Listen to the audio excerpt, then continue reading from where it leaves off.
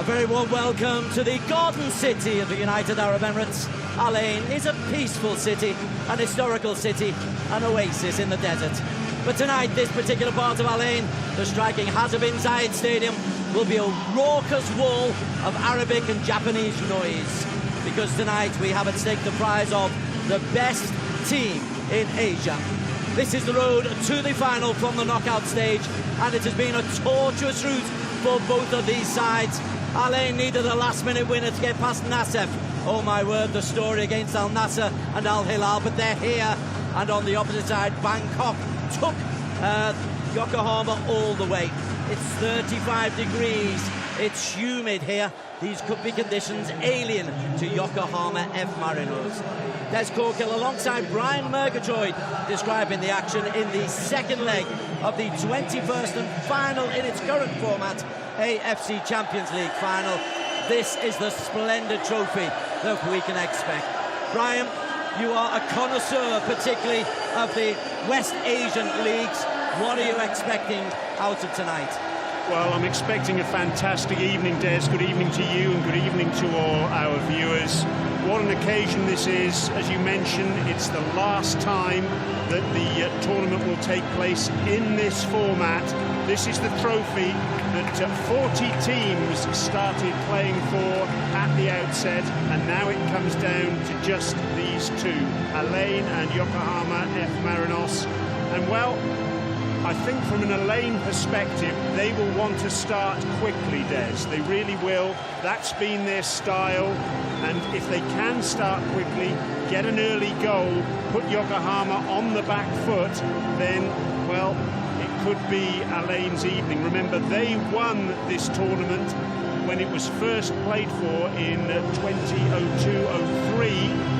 And wouldn't that be a nice symmetry if in the last iteration of the AFC Champions League, before the format changes, they were to get success again. Remember also, they're the only UAE side who have won this competition.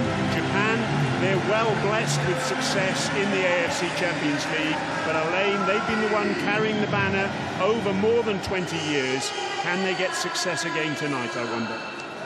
Yokohama F Marinos would like to disagree with you, I suspect. They have never won this AFC Champions League. They are looking to put one over Hernan Crespo, who is in charge of Al Ain and has taken them all the way here, having gone to the semi-finals last season with Al Duhail. What kind of reaction has Hernan Crespo had, or what reception has he had here in Al Ain? He's had a mixed reception. It's quite interesting, isn't it, that both these teams started off with different coaches at the beginning of their campaign. Yokohama had Kevin Muscat, and Al Ain had Alfred Schroeder. Schroeder left after the first 4 match days. Crespo came in. He's changed them around a little bit in that Kojo Laba was very much the focal point for them in those early stages of the tournament. That's changed. They're playing now with Rahimi as something of a false 9. And one thing that has remained across Schroeder and Crespo is that they play with lots of pace, lots of energy. They're probably the fittest side in the UAE, and that will be something they'll be looking to bring to bear this evening against Yokohama. Particularly when we look at the weather forecast as well. It is warm, it is humid. Japanese sides generally, and Yokohama in particular, have a reputation as being a very fit side. So that will be an intriguing contest in the opening 10 or 15 minutes. Got to mention the fans who have come from Germany.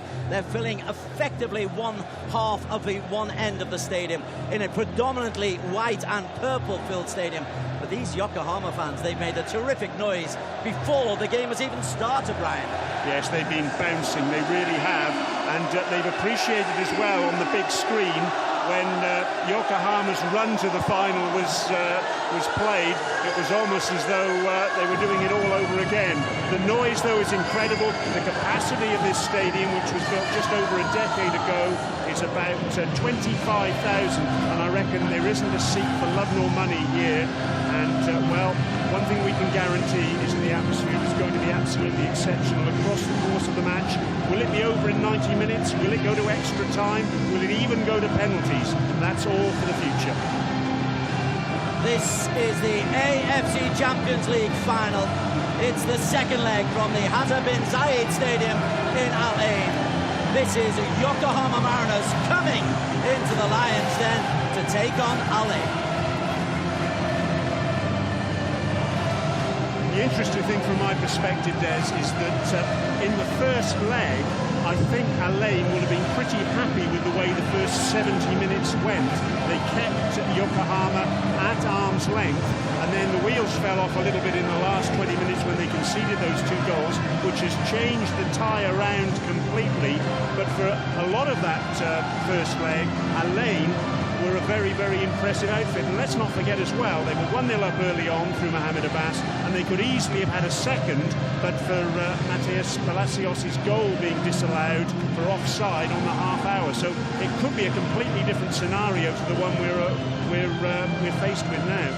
Just looking at the team lineups and all the nerves in that Yokohama camp. There used to be raucous crowds, and of course they've got their fans behind them. But behind them there's a big sign that says merciless warriors. To one end, it's once again Al Ain. They are expecting to take this trophy home tonight, with that man in particular looking to pick up the top goal scorer award. If Yokohama can keep Rahimi quiet though, there could be a shock on the cards. Well, Rahimi was absolutely exceptional in the first leg of the semi-final here against Al Hilal. He got a hat-trick, 2 of them were penalties, but he ran Al Hilal ragged, and that just plays into the point I was making a little earlier about how Al Ain will look to start this match at 1,000,000 miles an hour. They'll look to exploit the pace of Rahimi, and if he can make that pace pay, then all well and good for the hosts. Here is the starting 11 for Al Ain. They have changed all 11 players from the team that played in the Pro League in midweek, but a couple of changes from the side that played in the first leg, in which they were beaten 2-1. Rahimi, obviously the key man, but Yongu, of course, in the centre of midfield, equally important. Yes, absolutely, and it's interesting again that they're looking to go with Bandar Al-Ababi, the captain, at left back. His preferred position is undoubtedly right back, but in the absence of Eric Jorgens, they've decided to shift him across again.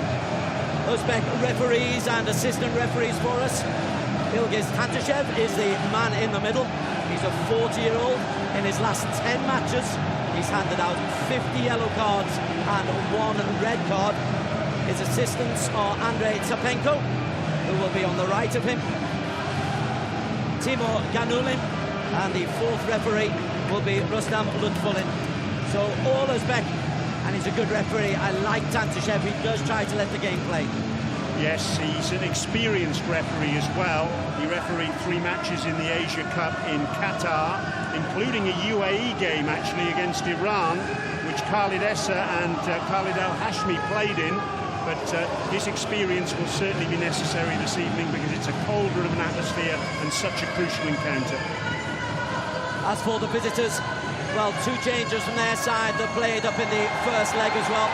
And into the back 4 comes Takumi Kamajima, and he will play in a 4-2-3-1. Also Watanabe, who scored the late winner in the first leg, he gets a call up front. Yanaka and Mateus will provide the width behind Lopez and Elber. So it looks to be a slightly more defensive-minded lineup from Harry Pure. Yes, I'm going to be very interested to see how they set up here. Kojo Laba there as one of the substitutes for Al Ain. He's got 6 goals in the competition this season, but he's been something of a peripheral figure in the second half of this campaign. As I mentioned earlier, Crespo has decided to play in effect a false 9 with Rahimi. Most of the formalities now done and dusted, and very shortly we'll be underway. But what an atmosphere. I know I keep mentioning it, but it really does bear repeating. Both of these teams have suffered to get here. There's suffering for Al Ain in their victory over Al Hilal. They came so close to throwing it away, as did Yokohama in beating Ulsan, eventually needing a penalty shootout. Both these teams have had penalty shootouts to get here, but both are deserving this place on the biggest stage in Asian football.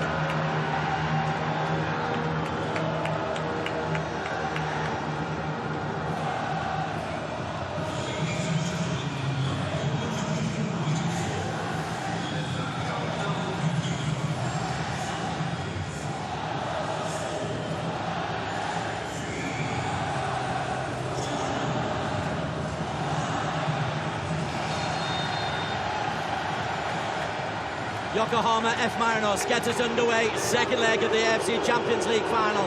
In all blue, going left to right.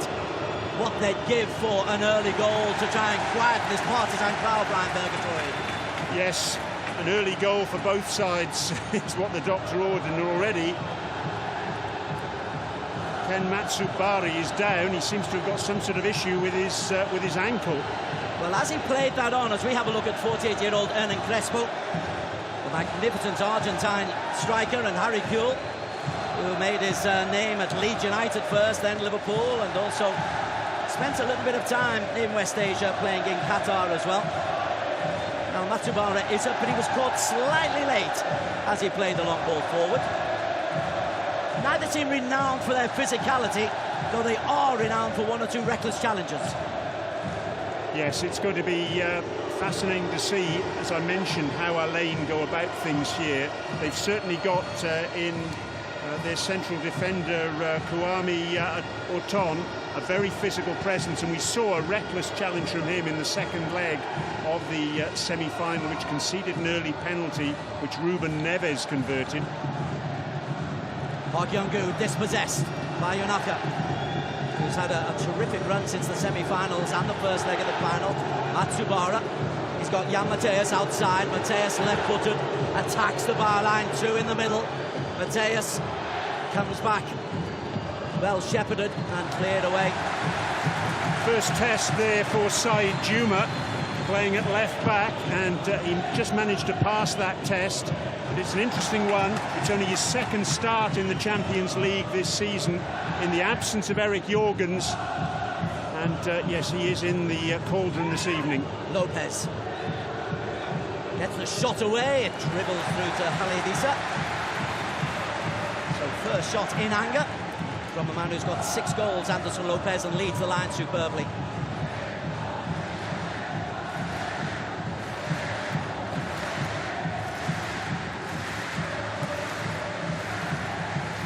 Banda out wide to Oton. This is Said Juma, predominantly right-footer, playing on the left-hand side. It's the absence of Eric Jorgens that is causing the change of personnel. Yes, I'm intrigued by the change that Crespo has made, because what he's done is he's taken Banda Alababi and put him over on the right-hand side.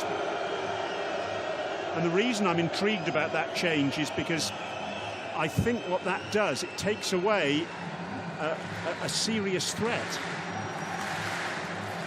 Rahimi just late on the challenge as Yokohama come forward. Matsubara angles the ball in, that's comfortable for Khalid.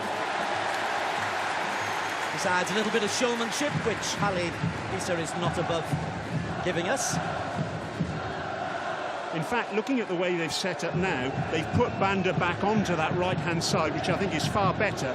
They had Banda on the left in the first leg, and that really neutralised his effectiveness going forward. Rahimi is onside. Just cuts across. Kamijima did well. And coming in at the far post was Yahya Nada. First moment of danger. This is Kaku, the Argentine-born Paraguayan. Lovely feed inside to Rahimi. Now Mateus, dragged down by Said Juma, tried to take it quickly. Referee happy with that. It's hit Park Young-gu. Palacios onto Park. Lovely ball trying to feed in. Rahimi, he is the target, and he's got such searing pace.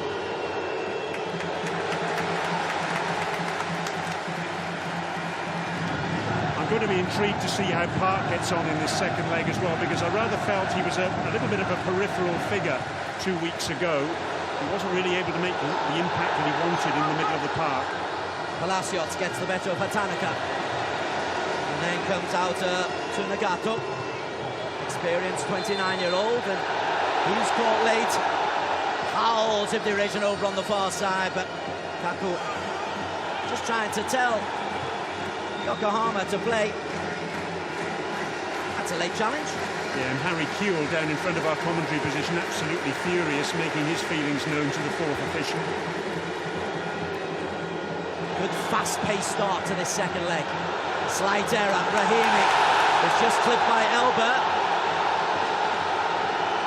No intent there, but Rahimi is sprawled down. And Jose Elba, who's had one or two injury problems, just a little bit late here. He was late. I think the contact there was minimal. In fact, it looked there from that replay as though Rahimi trod on Elba's foot. The free kick has gone Alain's way.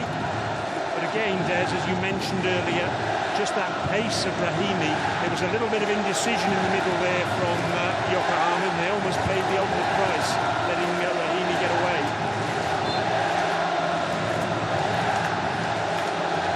Lovely ball looking for Rahimi. Quickly off his line was William Pope. And Pope is someone else I'm really intrigued to see in this second leg. He looked a nervous goalkeeper to me in the first leg. He conceded early, could easily have conceded a second goal, in fact. Chance for Palacios, which went through his legs and ruled out by VAR. I think one of the things that Alain will want to have targeted in their research leading into this game was to try and put Pope under a little bit of pressure. Get some shots in at him, test him, particularly in this atmosphere. Park knocks it forward. Put forward by Hatanaka. Juma, a little bit hurried. I think he's there for his defending rather than for his distribution. Here's Saeed Juma. Yes, nervous times for him. It's his 11th start in all competitions this season, but just his second in the AFC Champions League. He'll never have played in a bigger game than this, and it really will test his temperament.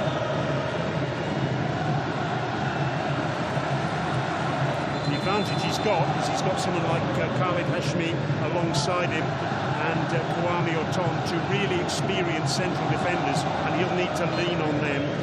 Hashmi, a UAE international defender, bags of experience there. That's good signing from Banyas.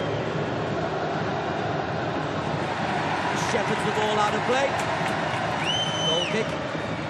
And after that frantic first 5 minutes, the crowd may not have stopped, but it looks like we're just getting some order into the game, Brian Murgatroyd.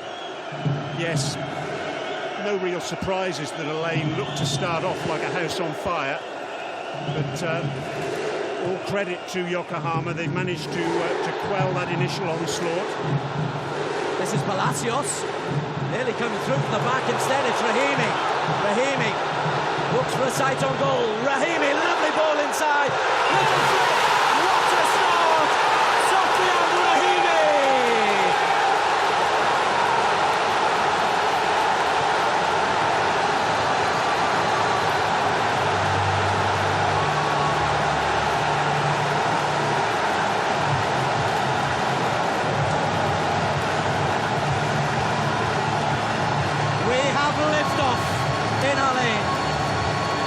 Just as we thought, the threat had been quelled.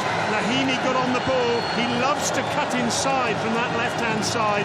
And what a clever little back heel that was from Yaya Nada. I'm sure the VAR will want to have a look at this for offside. But it was a beautifully worked goal. Great dummy from Rahimi. He shaped to shoot, instead slipped the ball to Yaya Nada. And what a touch that is. 12th goal for him in the AFC Champions League this season, and look at the reaction on the bench. VAR is still having a look, but Rahimi is just one shy of the all-time individual goal-scoring record if this is allowed to count. We are just waiting from the fourth official. What is the noise? What is the news? And there is the noise. It is a goal. And we're level on aggregate. Matias. Watanabe. Park unhappy with Lopez. And then they do the Anton Cordial.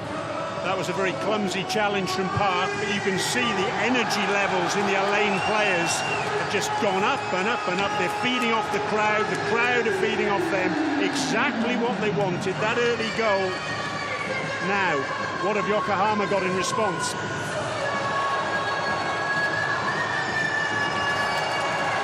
one thing I will say, Harry Kewell, he's been prowling the edge of his technical area, he's been barking at the officials, he's not happy with the physicality that Alain are employing in these early stages. He feels his players need more protection. And it did start from the very early stages, and there's a challenge. There's no intent there, but Mohamed Abbas has taken man after the ball, and Harry Kewell is saying this is 2024 rules. And the referee Tantashev is saying, let me referee the game, Mr. Kewell.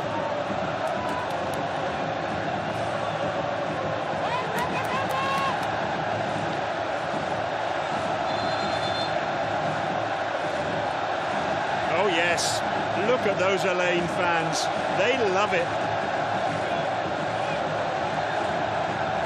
It's a real test of character for Yokohama. But they've come through these tests of character already this season. Cleared partially as Rahimi has been caught inadvertently on the side of the cheek.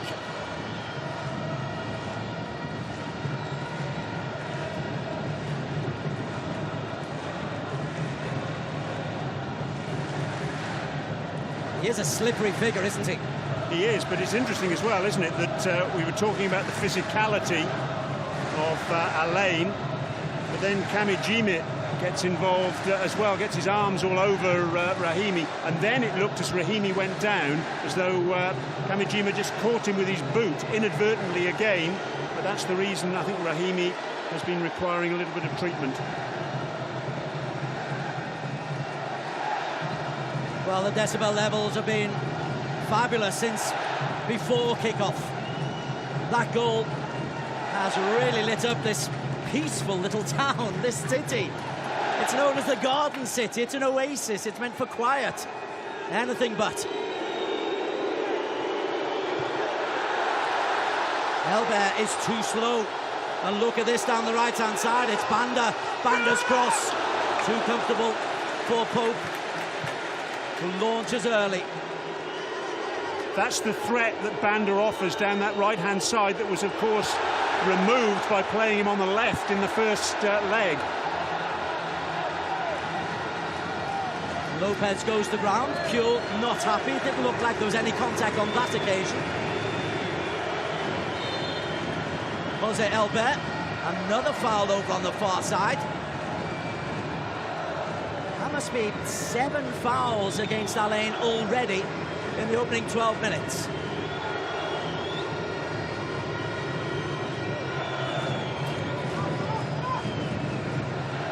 Matches hoisted in early.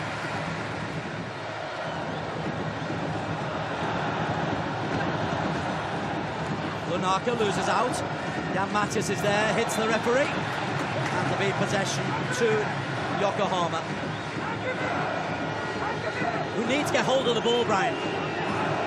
Yes, the ball's been pinging round. Well, it really has been. It's almost as though it's been allergic to people's boots at the moment because the pace of the game has been unrelenting. You're right, Yokohama just need to get hold of the ball, just calm things down a little bit, take the sting out of the crowd and out of the Alain players. Matsubara down the line, looks for Watanabe. Park. Shielding the ball, has a physical advantage, the Korean international. Yes, Watanabe into the side after scoring and coming on as a substitute in the first leg. Goals for him in the AFC Champions League this season, but diminutive certainly up against Park, but what he brings is exactly what Alain will be bringing and have brought so far, which is that energy. He's a combative little character as well. Long ball causes a problem for Kamijima. Matsubara is there just to nod it back. But that route one has caused a problem for both centre-backs of Yokohama. Yes, and well, that was one of the problems that they've seen from Rahimi so far. He'll play on the shoulder of those central defenders, and he'll peel off them, and he's got the pace to beat them as well. Kamijima. Look at the reaction there of Hernan Crespo on the sidelines, pumping his fists, and that was all because of the high press that Alain are employing. The ball's turned over, Alain back on the ball. Nada does well, comes out wide to Banda. Banda 2 in the middle. Strong header out for Kamajima. Yeah, Nada's done well on the edge of the penalty area. And hoisted wide by Mohamed Abbas. Well, he scored in the first leg, but, well, you could see he was falling backwards as he hit that one, and it was always heading off target. But an illustration of the confidence that he's feeling and that Alain are feeling. He feels able to take an effort at goal from that sort of range.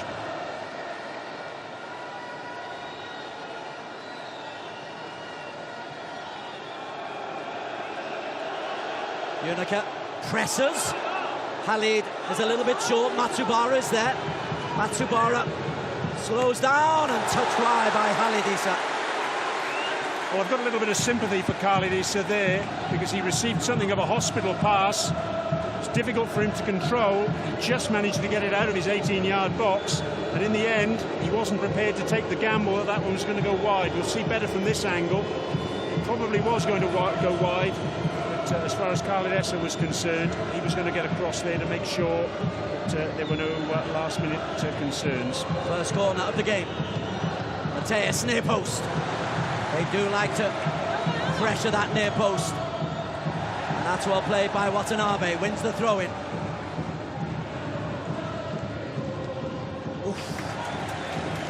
Just got there, Mohamed Abbas. Jan Mateus was just behind him.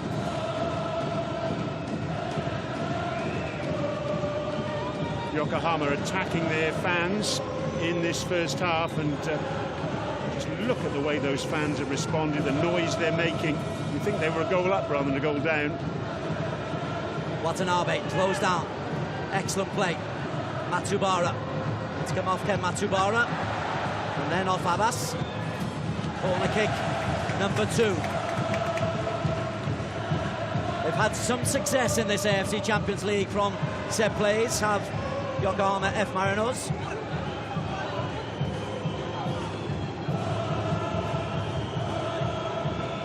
Yunaka on the line. Way over from Matsubara.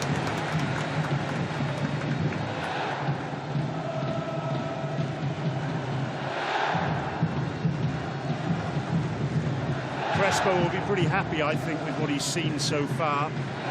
His side played with a great deal of energy. He knows it's do or die for his team this evening. He said in the build-up to this game, we can only have one result. He said, we've got to go out and win. They're a goal down going into this second leg. Victory is the only thing that counts as far as he's concerned.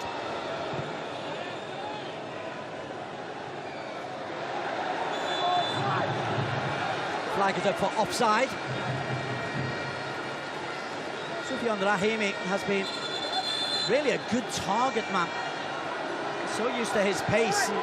He's causing problems all the while for both centre-backs.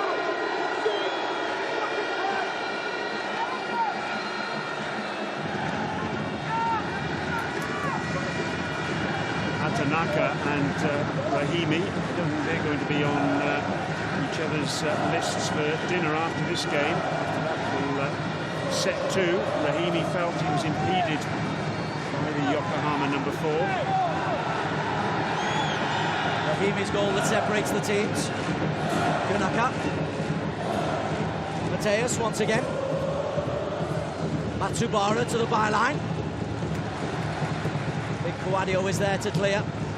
Hoisted forward. Rahimi under pressure. Free kick by Kamajima. Well, the interesting thing here is that Rahimi awarded himself the free kick and the referee's having none of that. Mr. Tantashev. So Rahimi goes down there. Expects the free kick. He's been given it in the end, but I think the referee making quite clear, I'll referee the game, you play.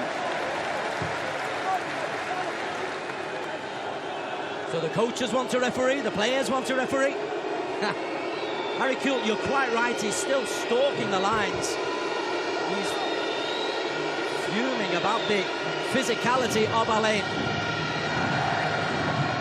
Palacios, help forward, Rahimi. Again, comes back and does well, Rahimi. Tanaka clears. Oh, powerful header from Coadio. No free kick this time. Yeah, Rahimi's form has been so good this season, as we see Park going down, but nothing given. Rahimi's form has been so good, he's won a place back in the Morocco international setup. Mohamed Abbas, Rahimi lurking to his left. Kaku over on the far side. Park. Nadia just did enough. Banda. Kaku, Banda. Overlapping down that right-hand side. Keeps it in play, wins a corner. This is that threat that I was talking to you about, Des. This is the threat that was completely missing in the first leg when they played Banda over on the left-hand side. On the right, he offers so much going forward, and it's such an attacking option for Alain. Park is in there. Al-Hashmi's come forward. Big Coadio's in there, the big number 3. Instead, Alain goes short. Still, a challenge is possible, but it's too close to William Pope. A quick ball out, finds Jose Elbert. Banda has got back, but Elbert still in possession.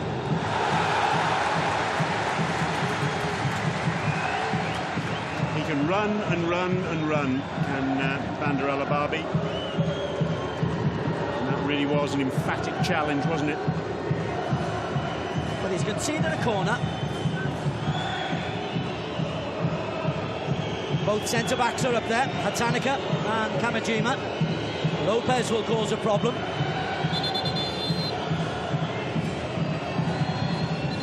little bit of something on the edge of the penalty area. It's the skipper, Banda.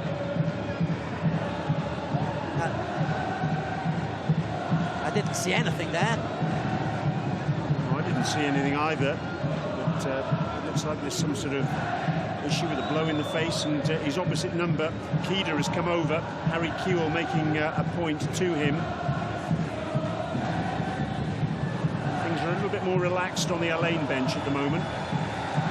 See if we can make out what happened here. There was the challenge from Banda initially, the one that conceded the corner. He seemed absolutely fine there.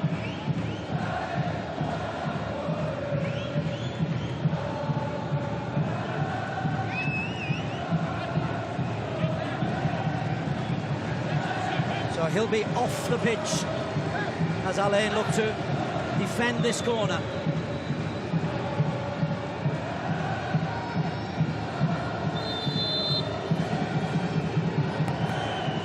Hatanaka gets a flick. Well played by Al-Hashmi. Lopez.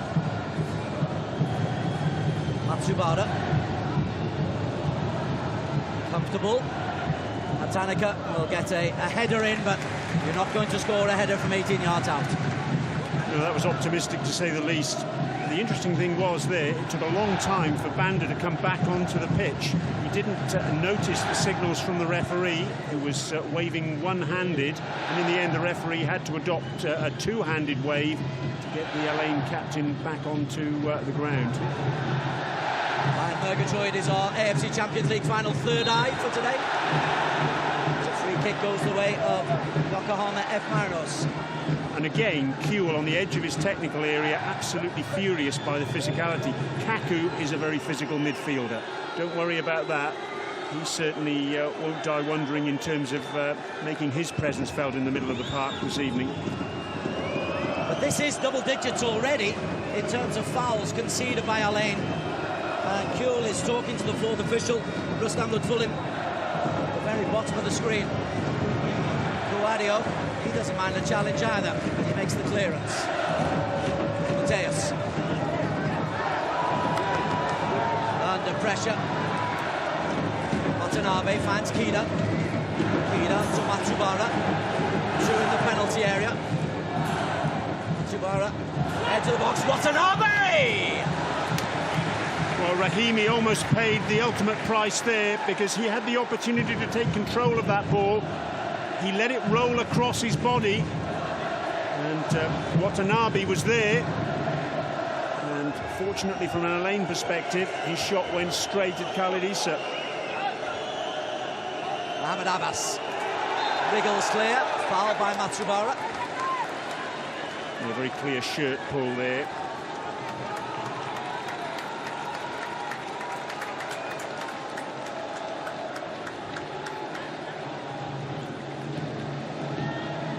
"25 minutes in, Alain 1, Yokohama F Marinos 0.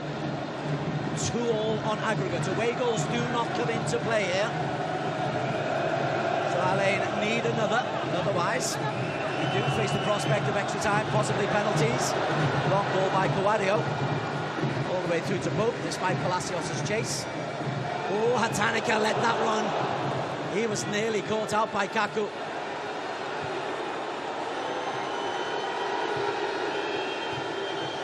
Well, you said earlier on, Brian, Alain would come out firing on all cylinders for the opening 30 minutes.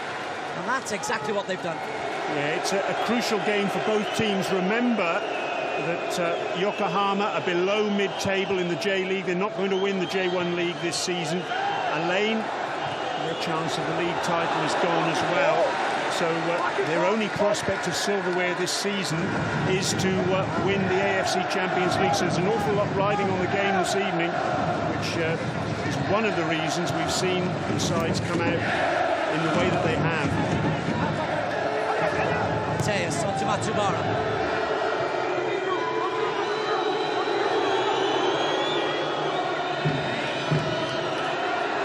Gato finds Elbert. And the former Bahia player has got a bit of space. Elbert tries to get on his right foot. Edge of the box was Kida. The first time Jose Elbar has found a little space in behind Banda Al-Hababi. Yeah, they'll be a little bit disappointed, I think. They're at Yokohama. They weren't able to take advantage of that situation. It was a poor layoff in the end, having done all the hard work, Elba, on that far side. And the threat came to nothing. Kida does well. Jan helps it over. Al-Heshmi once again. Right decision. Banda is going forward. Palacios has made a run. So has Sofian. Referee has a think about it and was going to yellow card here. Sofian Rahimi. I'm sure VAR will have a look, but your thoughts initially, Brian Murgatroyd?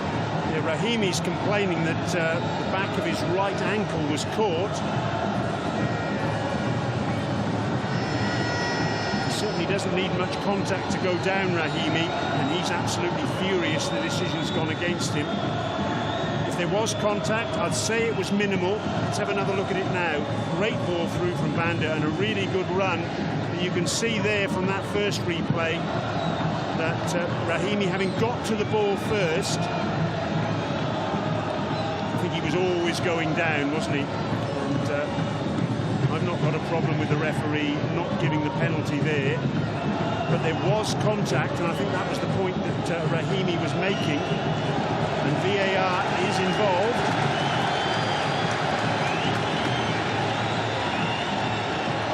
Chinese and Thai officials in the VAR room, forming the senior of the two officials.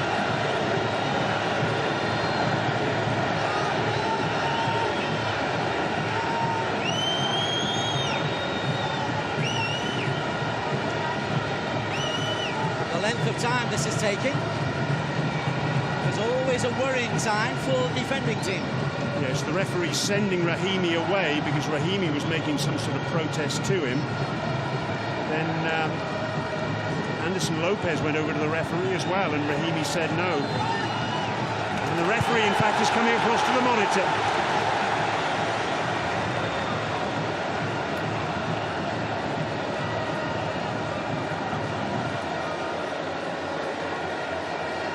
Fourth official will keep all the players away. They must stay on the field of play. Well, as I say, Des, there was definite contact there, but, well, both players were going for the ball. Certainly, Hatanaka, he wasn't looking at Rahimi at all. He was just conscious about playing the ball. You can see from that replay there. We had a dramatic semi-final here. There were 3 penalties that Alain were awarded. Rahimi took 2 of them and scored them. Kaka got the other one. Ilgiz Santashev is having a long look. From that angle, it looks as though there's no contact. But we've seen from other angles that there is contact, even though it is minimal. Rahimi definitely got to the ball first, but he wasn't able to control it.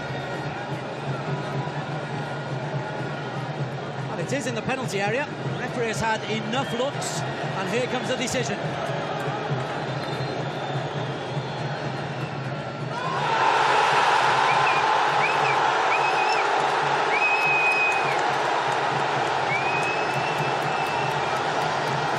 He's given a penalty, and he's also rescinded the yellow card. Well.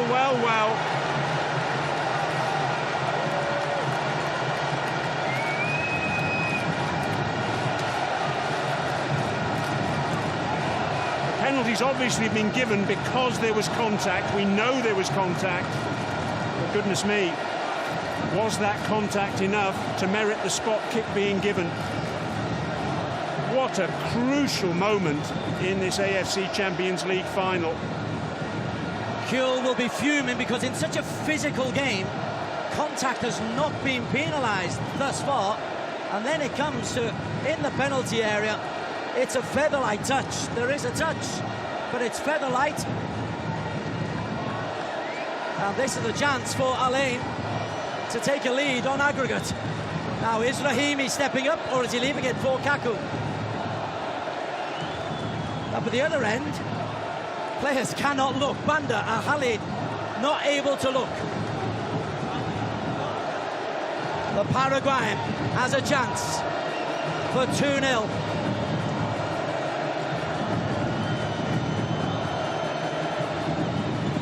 We're in the 33rd minute.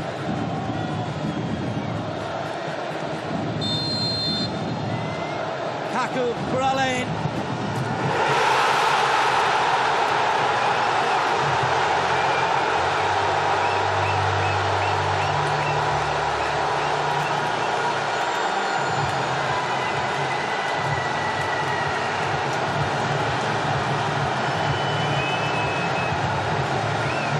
Scored one of the goals in the fabulous victory over Al Hilal, and now he scored the goal that gives Alain the lead on aggregate in this AFC Champions League final. Well, there's the reason that he got the penalty. Rahimi going down. The decision initially was no penalty, it was overturned, and Kaku, I'd swear he's got ice running through his veins.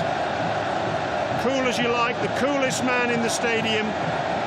Pope guessed the right way, but it was right in the corner.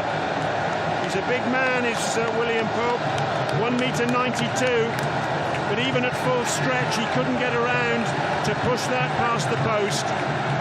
There's the reaction from Crespo, there's the reaction from the Alain fans. Oh yes, and for the second time in this tie they are in the lead. They led 1-0 in the first leg, now they lead 2-0 tonight and 3-2 on aggregate.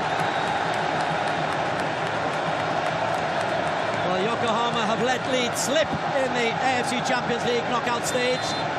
Now they've got to come from behind. A reminder of 1 goal and we're back level on aggregate. Yunaka chases a long ball. Well, that's a penalty decision, Des, that's going to be talked about for a long time in this region. It was contentious, no question about that. But in the end, referee Tantashev, having seen evidence on the monitor, decided there was enough contact to award the spot kick. Rahimi, oh, and it sliced over his own bar. A nervy moment there for Kamajima. Well, it's panic stations at the back now for Yokohama. It's a good ball across from Rahimi,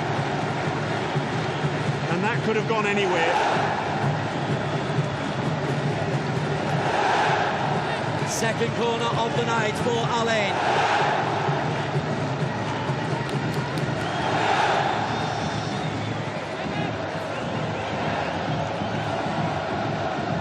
Nada on the goal line. All the big guys attacking from the edge of the penalty area. Palacios swings it in. Al-Hashmi's header. Harmless on this occasion, but plenty of harm done to Yokohama already, Brian McIntyre.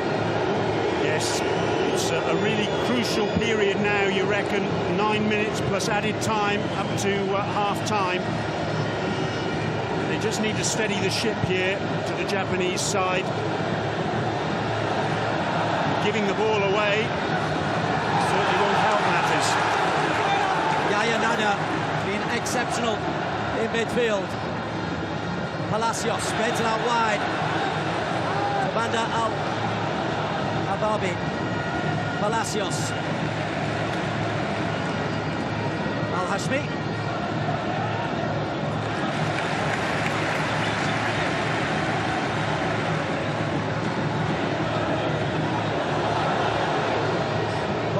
Heads clear from the edge of his penalty area. Very aware of the pace. Think of Rahimi.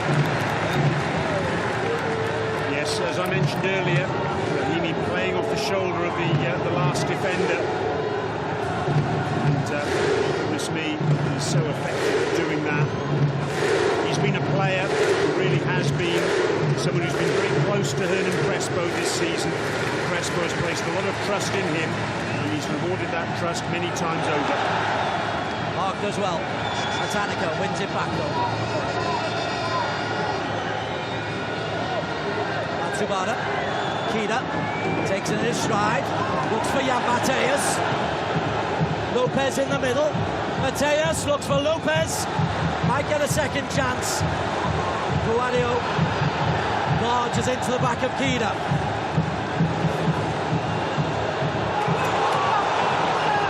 Rahimi onside. Lunaka tries to get back. Rahimi!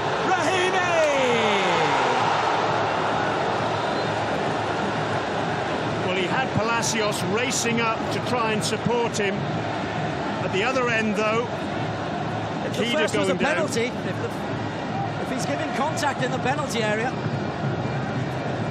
And all of a sudden, the break was on. Rahimi racing forward. It's his right foot that he favours. You see him cut inside so many times. On that occasion, though, he decided to go with his left. He was being closed down very, very quickly. And that rushed effort. But there's Kuhl's reaction when Kida went down. Well, this is Rahimi. Centre of everything. We knew this would be frantic. We knew this would be emotional. It has been exactly that. And I need to ask you about that Kida moment. If the Rahimi touch was a penalty. Well, it was certainly contact again, wasn't it? And contact from behind as well. Now, the referee and even VAR can view it in two ways. Just a coming together, 6 of one, half a dozen of the other between the two players, or was Kawami through the back of Kida? Well, the decision is, on we go. So, no issue as far as the officials are concerned. Harry Kuhl's face is puce-coloured. And not just because of the temperature here in Al Ain this evening. Park does well. Rahimi again. Goes inside. Kajimura.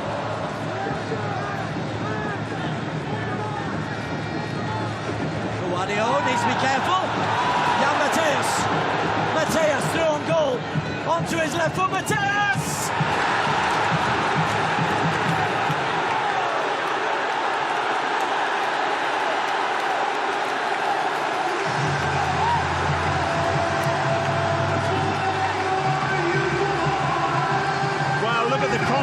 interesting emotions there between the two sets of supporters, and Kawadio, he was just far too casual there. They were knocking the ball around at the back. Kawadio dispossessed when he lost control. Here it is again now. Took one touch, took a second touch, and it was a touch too many. But how about this for skill from Jan Mateus, cutting back inside the big number 3.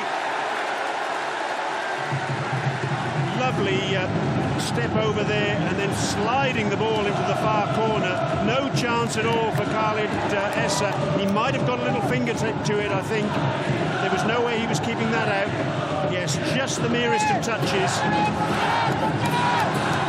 And there's Kuhl's reaction. Oh, yes. And that reaction was continued a little bit further on, because he saw Rahimi in the other half, and he shouted the odds at Rahimi as well, who's gone down, as far as Kuhl is concerned, far too many times in this first 41 minutes.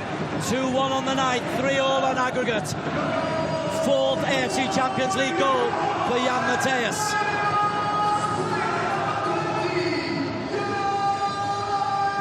And that, I am positive, will not be the end of the scoring here. Not if this pace carries on.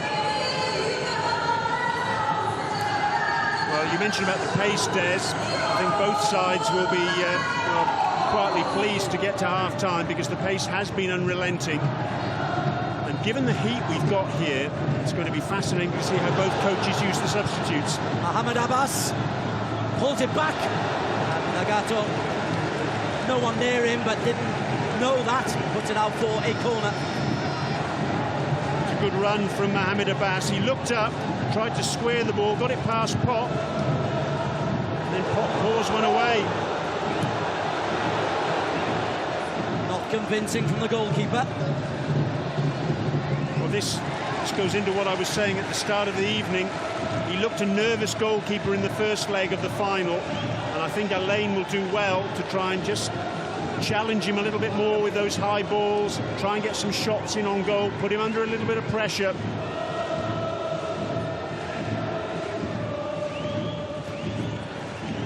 It's a game that's lived up to the occasion.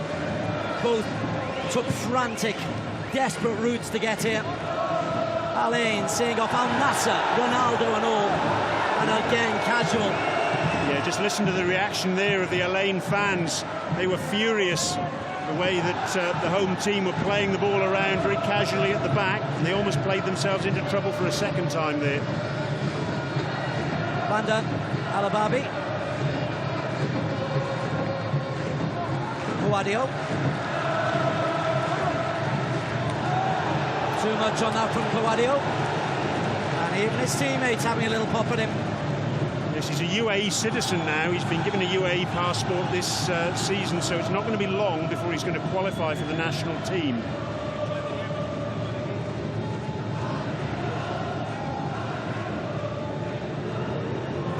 Nagato.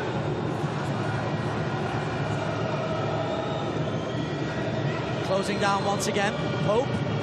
It's a little bit loose. Nagato. Elbert. Nagato. Clever. Yuneka. He comes to his right-hand side. Atubara, the goal scorer. Mateus, one-on-one with Said Juma. Mateus, same effort. Can't help thinking that Mateus on this right-hand side has got the beating of Said Juma every time. And I think from a Yokohama perspective, they need to try and get the ball to Mateus as much as possible. Said Juma looks nervous here.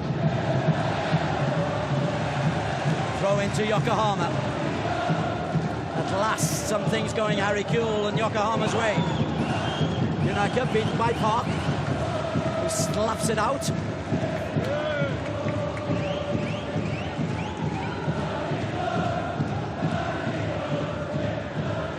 Yuneka pulls it back. Lopez couldn't get there. Elber. Terrific challenge coming in from Nada. Yes, he closed Elber down very quickly there, but have a look at this from Harry Kuhl. Hasn't lost it. 10 minutes of time added on. It's the modern way. Oh, goodness me. We have had a lot of stoppages in this first half, though. A couple of lengthy VAR reviews. Kalidisa launches the ball high. The Alain front three making life very uncomfortable for Yokohama's defenders. Lopez looks for Elber. Banda goes with him. Banda gets there first, but concedes a corner. But there's a flag up for offside.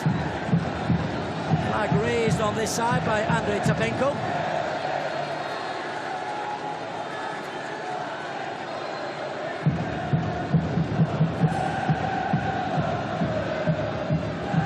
Crespo have history in cup finals, of course. Dramatic cup finals. Don't they just? That UEFA Champions League final in 2005 in Istanbul, where Milan, with a couple of goals from Crespo, were 3-0 up in that game. Kewell had to go off injured, but Liverpool, who he was playing for at the time, came back to win on penalties after levelling it up at 3-3. Here's Rahimi. Yahya Nada.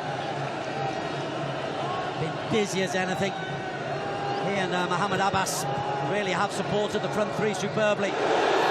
Chance for Kaku! That's not far wide. The flag is up for offside. The Pope is worried. Yes, you can see there that Kaku had strayed into an offside position. He fancied that, didn't he? Curling it in with the inside of his left foot. Wouldn't have counted.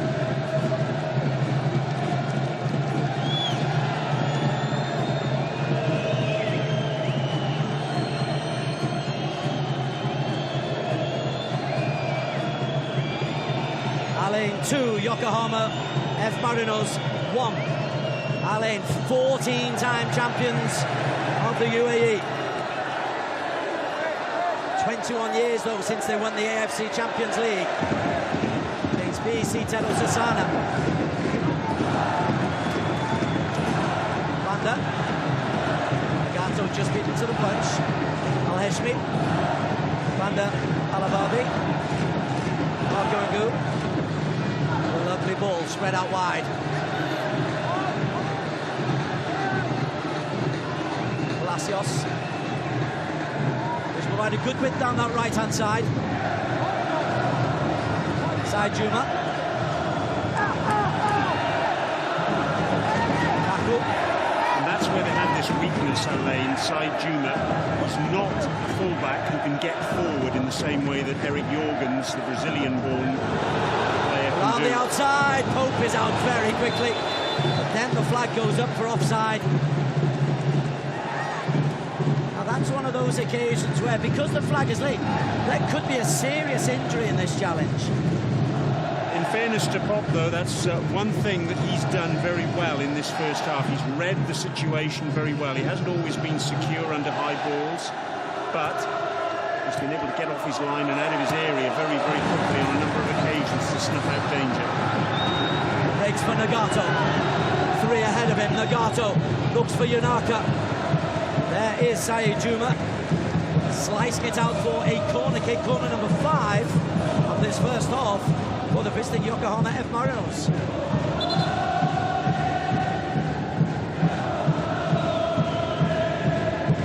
The Yokohama fans are the ones bouncing around behind that goal. You can see them on your screen there.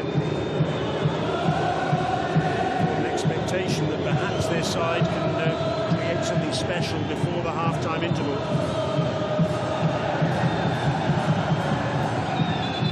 Something's been thrown over on the far side. Camera's staying away from it. But Nagato calling the referee's attention to the fact plastic bottles are being just thrown onto the pitch, which of course you don't want to see. We love the tightness of the stadium, but the atmosphere has got to be as noisy as that without the bottles being thrown.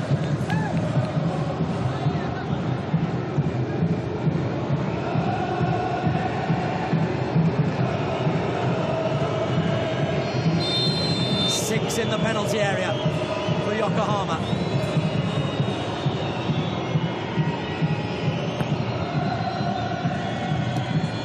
He got up there first, Lopez. Didn't get a clear purchase on the header. Oh, goodness me, Alain will be scratching their heads there. What on earth was going on defensively for them? Rahimi first, gets past Kida. Rahimi squares it. Hope does well. Good effort from Palacios. Terrific from Rahimi. His pace again, electric stuff. He was so quick, he didn't have any support at all. Palacios was racing up, but in the end he was just challenged sufficiently to take the weight off that shot of his.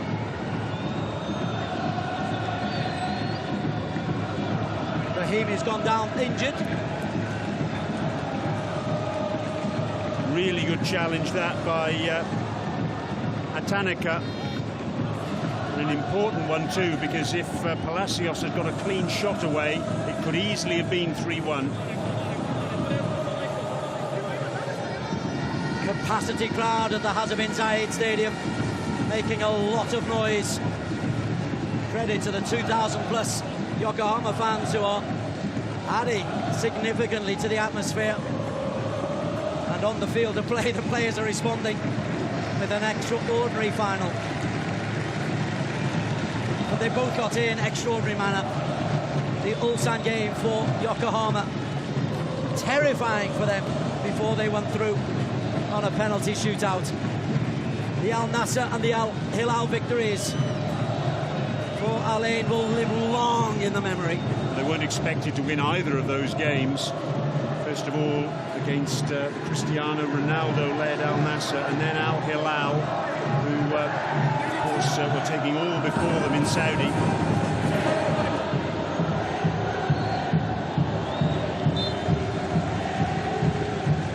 Mateus chasing. He's been the best outlet on this right-hand side. Not only the goal, but he has been a real source of a problem for Said Juma. I'm sure Harry Kewell will be thinking, for goodness sake, let's get the ball to him a bit more often in the second half.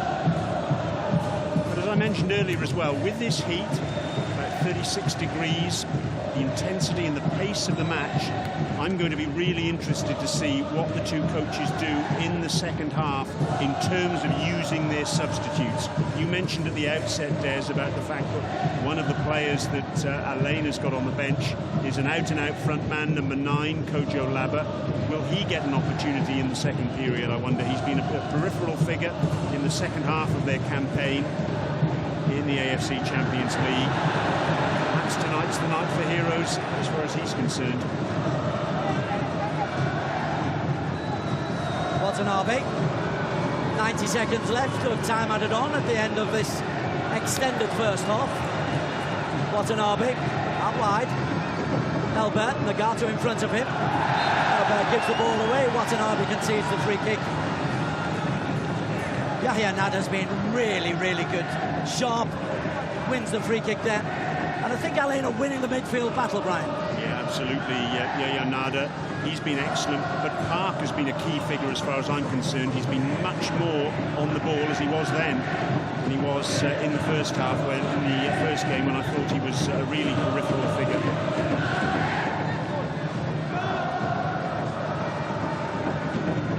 James, powerful header. Anderson Lopez, right foot. Alidissa does well.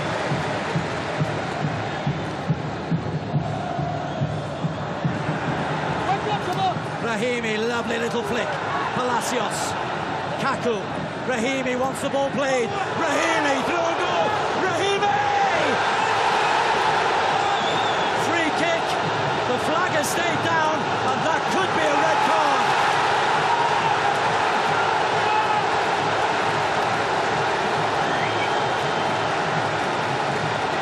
To be a red card there, no question about that.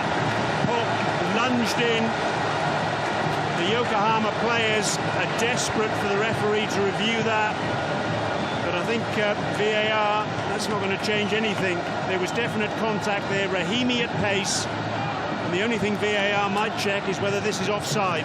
He bent his run, Rahimi. Have a look at this. Really good run. He was through, got the ball away from Pop. There was the contact. It was outside the area. No question at all. That's a red card offence. They will look at the offside. They'll look at this as well, but there's definite contact. That is a foul. In all fairness to Rahimi, it looked to me as though he did his best to stay on his feet, but you could see knee-on-knee contact there.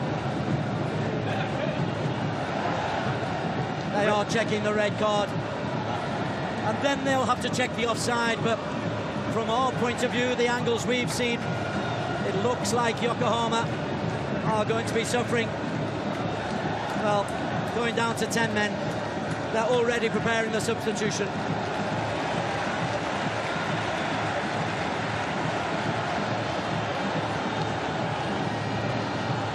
Sure what the delay is about. Decision is a red card. The decision has come through. Pope is off.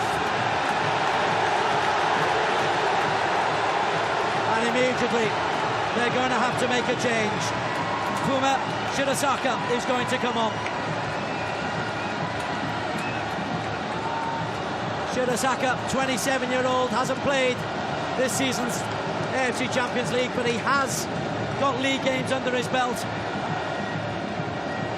There's the offside, and you can see Rahimi, courtesy of that bending of the run, stayed onside. The contact there, Pop insistent there wasn't any. I think the number of angles that we've seen, there was the slightest contact, and Rahimi running at that pace, any contact was going to send him down. He did his best to stay on his feet, in fact. Pope frustrated, but he's off.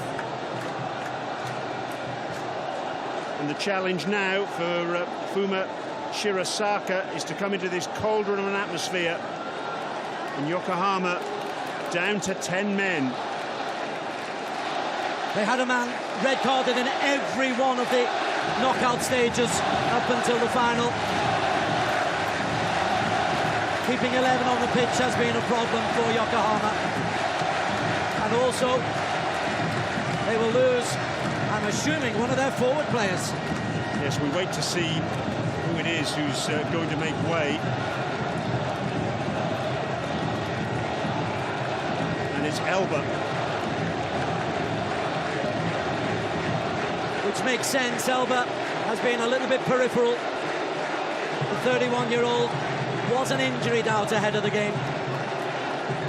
But he is sacrificed. And Alain's first responsibility is to get the goalkeeper on and to survive until half-time, Brian Murgatroyd. Absolutely. We've gone well and truly over the minimum of 10 minutes to be played for additional time in this first half. Here's the substitution that's been made. Shirasaka. A couple of starts in the J1 League this season, as Des mentioned, against Nagoya and Albirex Niigata. Conceded a couple of goals in those two matches, but Yokohama won both of them. As an experienced goalkeeper, doesn't necessarily weaken them. The fact they're down to 10 men, and his first job is to line up the wall, because this free kick is in a perfect position for Palacios. The only thing you would say about this free kick, it's almost too close to the edge of the area, because what Palacios or Kaku has got to do, they've got to get it over the wall and then under the crossbar. And it's a massed rank of a wall.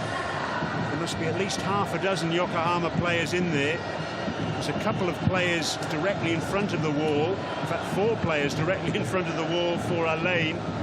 There's a player behind the wall as well, who's acting as the doorstop, just in case Palacios or Kaku goes low with the free kick as the wall jumps. Palacios 20, Kaku 10. Kaku! That was the issue. It's all very well to get the ball over the wall, but then you've got to dip it down below the crossbar. Kaku managed the first bit, and he couldn't manage the second. The wall did its job. And when all's said and done, Des, we have to remind the viewers it is still all square on aggregate. Yes, Yokohama are down to 10 men, but nothing's decided as yet. And they were down to 10 men against Ulsan for most of the match. Survived, but they weren't facing Sufyan Rahimi. Rahimi cuts inside. Oh, that time no penalty. And again, I think we're going to have a VAR review here. Fascinating. As soon as Rahimi went down, Hernan Crespo, you can see him at the bottom of your screen there. He was waving his hands. He wants VAR to have a look at that. We play on. Abbas. Abbas. Abbas. What a block. What a hand. Another penalty claim. Oh. We need 2 VARs for this contest. Kaku. We still go on. Palacios. Cleared. Kaku again. Little give and go. Palacios. Kaku. So many white shirts forward. Yayanada wins it back. Half-time whistle goes, but are we going to get a review on either of those incidents, Brian Murgatroyd? The whistle may have gone, but the half isn't over. The Alain bench jumped up in unison, demanding a VAR review.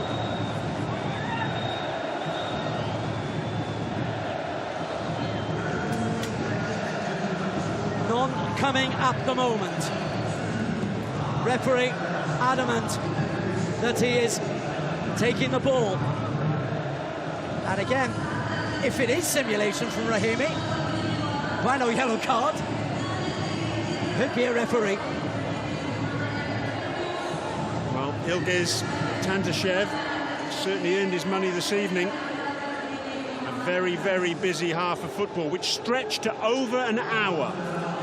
Absolutely incredible. 3 goals, countless talking points, and at the end of it all, Alain lead 2-1 on the night, and it's 3-3 on aggregate. Plenty more to come from the Hazabin Zayed Stadium. Half-time, we're all square with Alain leading. Work that one out.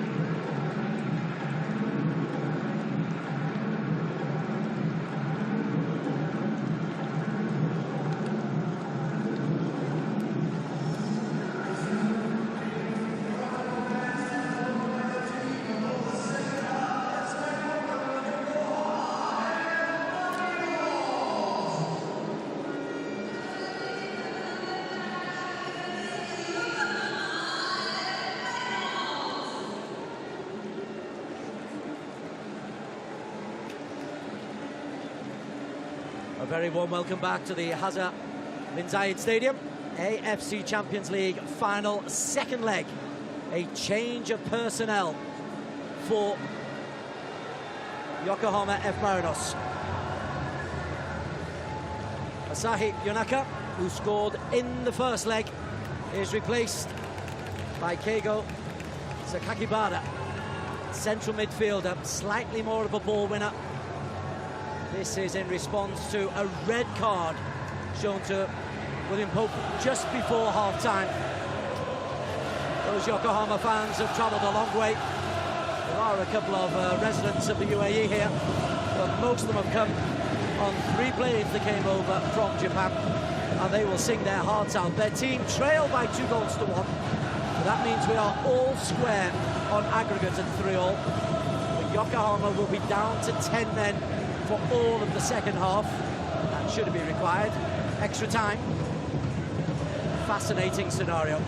We're waiting for Alain to come back on. Brian Murgatroyd is the third eye, and one of the busiest men tonight, actually the busiest man tonight, has been Ilgiz Tantashev, the referee, who's been, well, inundated with VAR appeals and VAR decisions that have been thrust upon him. Yes, he has been extremely busy, and our VAR official this evening, Fu Ming from China, I reckon he's got square eyes after that first period, because he spent so long looking at the monitor. So many question marks over so many decisions. As you'd expect to an extent, given the importance of this game to both teams. But certainly contentious, no question about that, particularly the penalty that was given. Rahimi going down in the area. And initially, our referee, Tantashev, gave a yellow card to Rahimi. You can see the two of them chatting there. It's all smiles now. It certainly wasn't smiles when that yellow card was administered. But VAR got in the ear of the referee and said, have a look at the monitor. Mr. Tantashev came over, did exactly that, and changed his decision, rescinded the yellow card. Kaku slotted home the penalty. That was 2-0. It was all rosy in the Garden City at that point for Alain, because they were 3-2 up on aggregate. But then a moment of sloppiness at the back by Kwame Oton, miscontrol from him, and wonderful skill from Jan Mateus, bringing the ball away, cutting back inside and slotting the ball past the outstretched hand of Khalid Issa. And that makes it level on aggregate, so it's all to play for. 10 against 11 though, and you can imagine it's going to be defence against attack in this second half, with Alain having the extra man advantage. Can they make it pay though? Alain in the all-whites going left to right, no change of personnel for them. They won the AFC Champions League in 2003. They were runners-up in 2005 and 2016. Great Umar Abdurrahman team losing to John Buck Motors. Surely they will have no better opportunity than this. Amana at home. This is the biggest game in this country, undoubtedly, for 8 years, since that final in 2016. And it means so much to the UAE as well. I think they regard themselves very much as junior partners in this region. If you look at Qatar and the way that games expanded there with the Qatar Stars League, you look at the Saudi Pro League, the UAE have been left behind a little bit, but I'll tell you what, if they can lift the Champions League here this evening with Alain, it'll be one in the eye for those near neighbours. Bada, outstanding, set up the first goal with a lovely back heel, scored by Sufyan Rahimi. His 12th AFC Champions League goal. The all-time record is 13.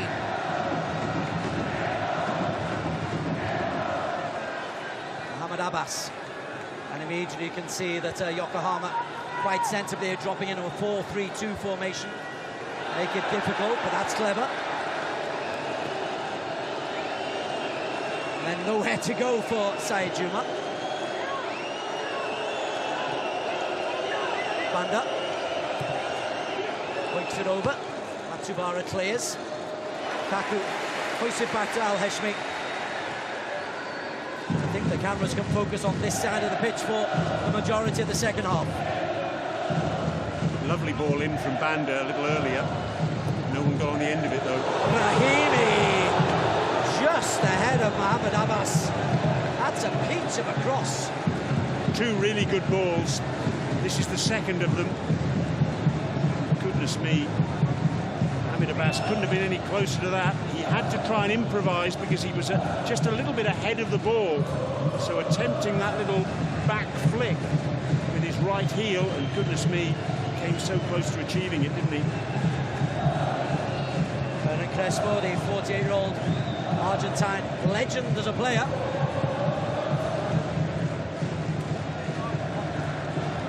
Lopez flicks.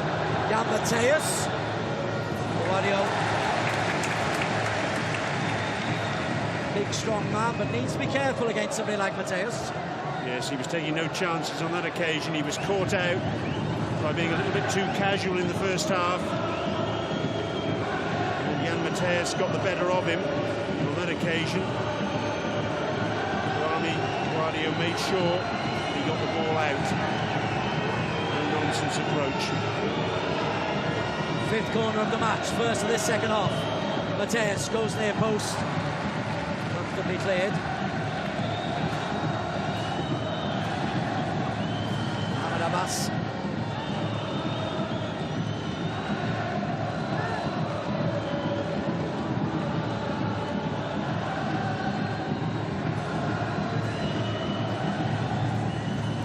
Lopez. Sakakibara, his first involvement. Cleared by Kaku. His hoisted clearance is a classic. Oh. Referee happy with the challenge from Watanabe. Let me give you the lineups as they stand. Yokohama. Tsubasaka in goal. A back four, Matsubara, Matanaka, Kamijima and Nagato. In midfield you've got Sakakibara, Hida, Watanabe, Anderson Lopez, Lamateus up front.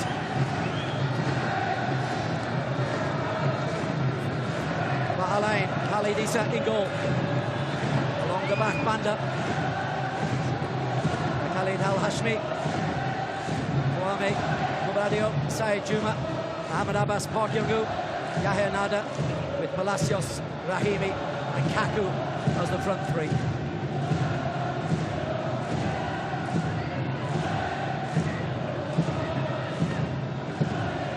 Clever. Yahya. Palacios looks outside him. Matsubara is there. Well, it needed Usain Bolt rather than Kaku to get on the end of that one. The ball was far too ambitious. Kaku just misread the situation a little bit. Palacios wanted him to make the run. He was static for just a little bit too long. Spare a thought as well, Des, for Shirasaka in goal for Yokohama. Showing it there with that long clearance, but he'll be a bundle of nerves inside, I'm sure, having to come on as he has done. An unused substitute in 10 games in the AFC Champions League campaign, and this undoubtedly in this night of his life. The prize is not only to be the best in Asia, it's getting to the World Club Cup on a share of $50 million US.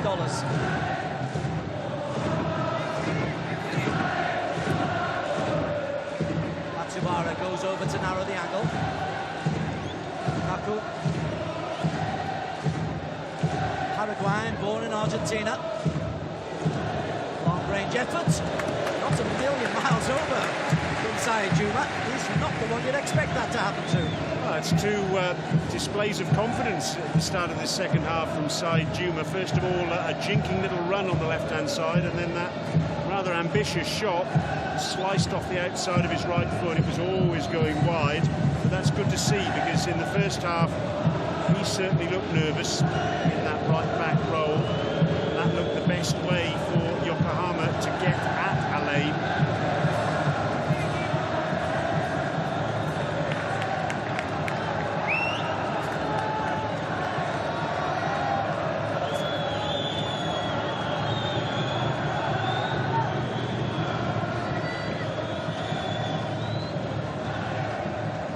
can see the shape on your screen already. Very rigid 4-3-2. Front two won't have to do much chasing. Spark Youngu goes out wide. Sakakibura goes out there and cleared. It's interesting you mentioned about the front two there, Des. The key really for Yokohama is going to be their ability to hold the ball up when it's cleared, because that will give the back seven, if you like, a little bit of a respite. Alababi again. Should be comfortable for Shimasaka. Nice first real touch. And then he looked downfield for somebody in blue, and there was nobody there.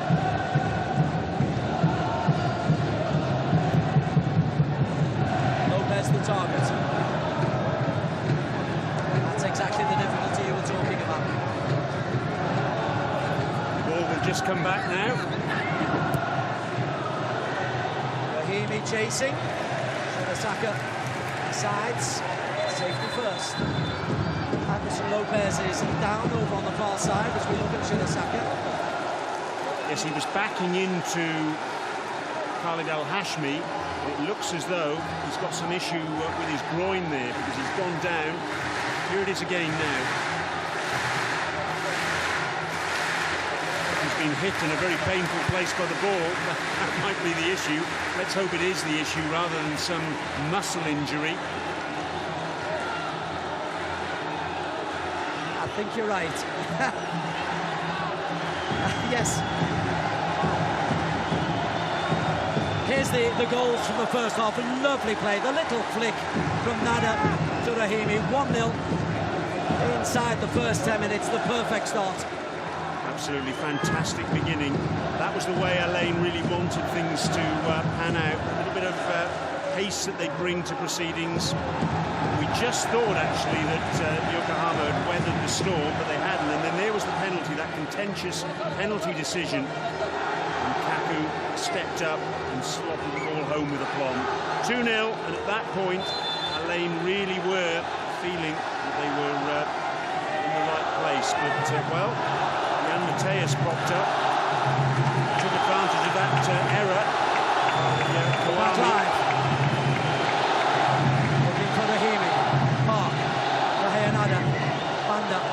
Behind him, Lopez. Firm challenge. Sakakibara.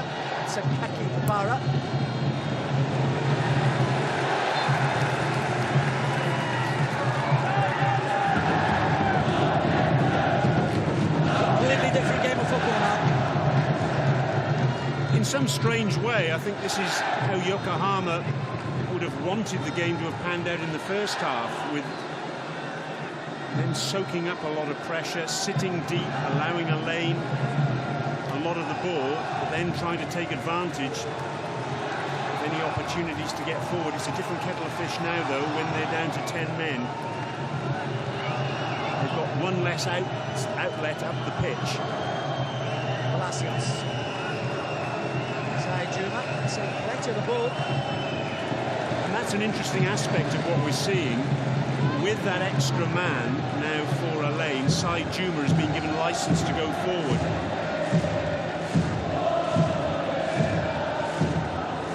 Kaku. Said Juma. Straight into Matsubara. I can tell you a substitution is in the offing for Alain. Who it was, because it's a very interesting one. Alain are in possession at the moment, lacking a focal point perhaps. Abbas. Park again spreads it out wide. Kaku, lovely ball. I think the defender got there. In fact, a foul has been given for the challenge on the defender. What an effort that was from Rahimi. The cross coming in from this near side. The cheers you can hear, incidentally, for Kojo Laba about to come in. And yes, it was Patanaka, I think, who got the touch on the ball. put it onto his own crossbar. Said Juma makes way. So a defender has been sacrificed for an attacker to give that Al-Ain attack a little bit more of a focal point. We've seen already in this second half there have been opportunities for Al-Ain to get wide and get the ball into the box, and there hasn't necessarily been that focal point at the beginning of this second period to take advantage of that. Now there is. Kojo Laba. 6 goals in 6 AFC Champions League games. Kojo Laba fallen out of favour a little bit under Hernan Crespo. Yes, the issue was that in the first half of the year he suffered a hamstring injury, and then Crespo switched style a little bit with this false 9, looking to use Rahimi to a far greater extent in that role. And with this change of formation, Laba's role became a lot more peripheral. Mohamed Abbas has kind of dropped into a left-back position as Kaku feeds Rahimi. Rahimi versus Matsubara, feeds it in. Nagato does wonderfully. And looks the guy that out to Anderson Lopez. Al-Hashmi reads that. And you can see at the bottom of your screen there, Des, see the whiteboard is out as Yokohama are trying to figure out what to do in response to that Kaku substitution of Kojo Laba. The Brazilian Eduardo, who's been a regular starter. That will happen in just a moment. Rahimi. Kaku. Palacios, all right foot. Kaku, all left. Plays it in. Gato clears. That will go out for a throw-in. No change yet for Yokohama, but there is an injury. In fact, we're going to get a double change, I think, for Yokohama. Kota Mizunuma also threatening to come on as we have a look at where this injury happened. Tanaka it is who goes down. Oh, Yamane is the second sub. Yeah, Tanaka down. This is the goal scored by Jan Mateus. We've seen the other 2 goals that were scored so far this evening, and there's the reaction from the sidelines from the Yokohama supporters. Jan Mateus, his 4th goal of the season in the AFC Champions League, and that's not a good sign. The stretch is on. Well, Eduardo was already preparing to come on. If he does, that's centre-back for centre-back if he places Hatanaka.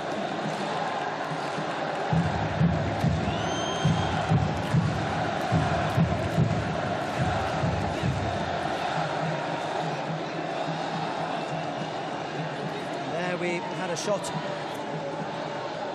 of Kojo Laba. The roar of expectation.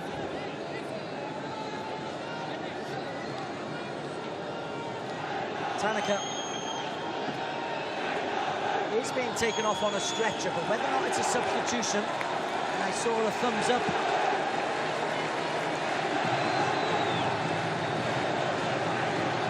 He's on the stretcher there and he's strapped on. I don't regard that as a particularly promising sign. Those 2 changes about to happen. Eduardo and Yamane being ready to come on. Eduardo is a like for like.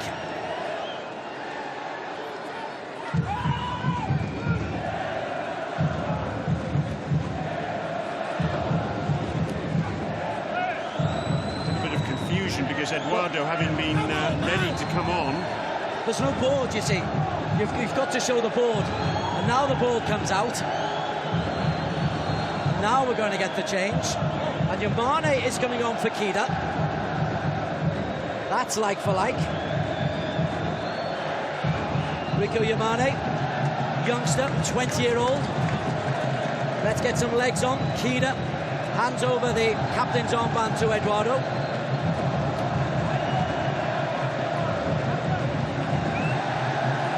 So a double change of personnel.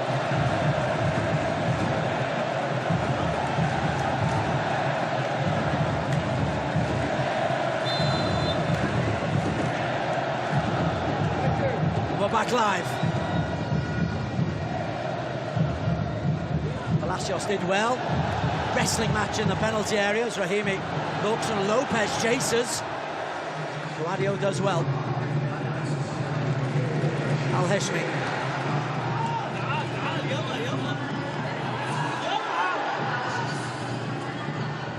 Park Young-gu.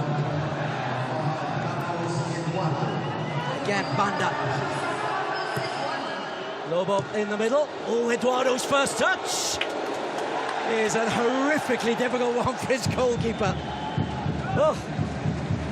Well, that's not the first time this evening in this second half that there's been a quality delivery in from the right-hand side for Alain. And Eduardo, he knew he had to get there because he had Laba behind him. And in the end, all's well that ends well for Yokohama. Yahya Nada. Switches on for Kaku. Sakaki Pura gets there. Kaku. Then plenty of blue shirts back. Watanabe closes down. Banda. Edge of the box. Yahya, little touch inside. Could go anywhere. So many blue shirts back. It's a 4-4-1 now. Long-range efforts from Palacios. Corner kick. It's a really good block that in the end. But they really are throwing everything at Yokohama at the moment. In the end, ball ballooning over the bar. A definite contact from the defender. And so the corner is given. Right break for the far post.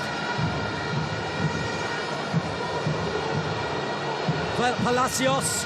Oh, terrific defending. Watanabe prevented the shot coming in. 4 in the penalty area. Lava. Nagato does well. Well, this is remarkable stuff now. It really is backs to the wall defending from Yokohama.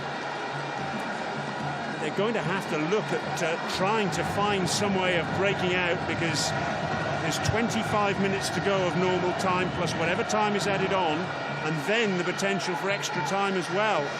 So an offside given there against Kawami. So they do get a little bit of a respite, but it's asking a lot, I think, of Yokohama to continue to play in this manner for, well, almost an hour. They've got to find some way of getting the ball up the pitch, whether it's creating some sort of set-piece situation, whatever it may be, but to me it looks unsustainable. I remind you, they did it against Ulsan, similar-ish, 4-3-2. Didn't create a lot, somehow survived. Admittedly, the post came to their rescue on 2 occasions. What a terrific final we've got.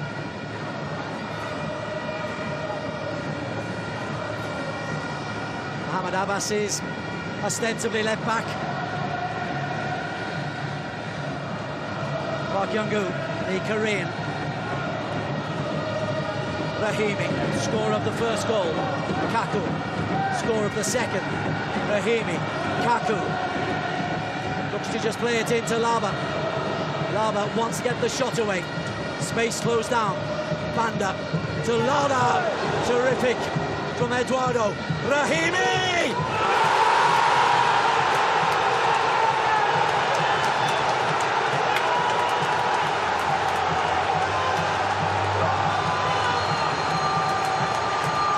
Well, they say 13's an unlucky number. It certainly isn't for Soufiane Rahimi this evening. It's his 13th goal in the AFC Champions League. He's going to get a booking for taking his shirt off, but he's given Alain the lead on aggregate once more. Here it is. Laba did some spade work. Lovely ball in by Alababi. It was cleared initially, picked up by Rahimi. It took a deflection off Eduardo, I rather fancy. We'll see better from this angle. Yes, just off his knee, and that was enough to take the ball away from Shirasaka. Heartbreak for Yokohama. The joy for Alain. Just listen to that noise. Look at the reaction. Oh, yes.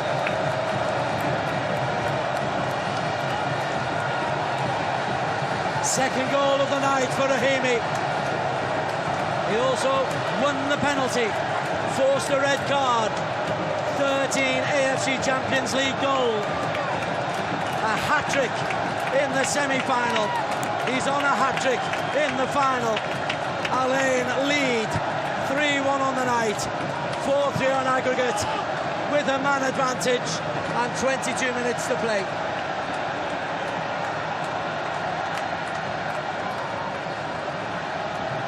Well, the crowd here at the Hazza bin Zayed Stadium, boy, they believe now, they really do. There's been a couple of items thrown onto the pitch, which Rahimi is telling the supporters not to do. Calm down, he says.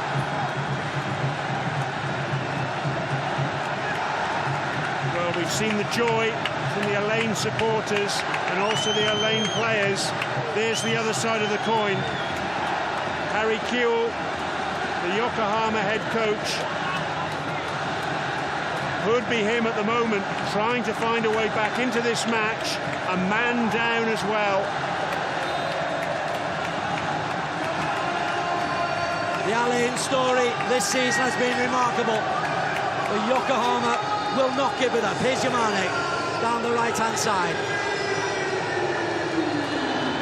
Throwing goes the way of Mohamed Abbas.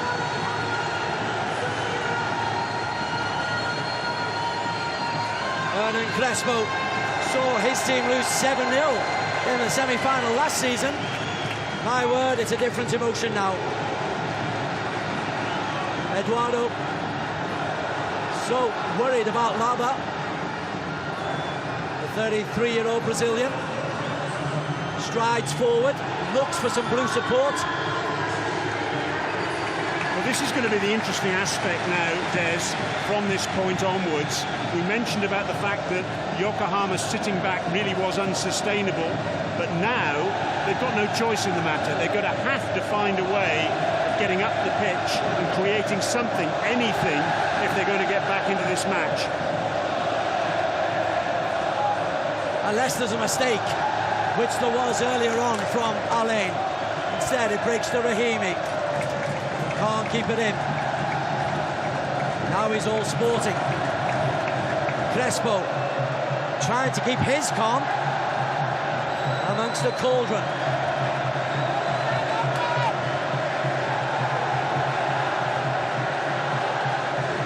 Lopez does well. Banda stretches. Cuadio against the Tembem. Alain, they don't need to chase this anymore. They can put 10, 15 passes together. They can make sure they've got strength in defensive depth. Banda Alababi.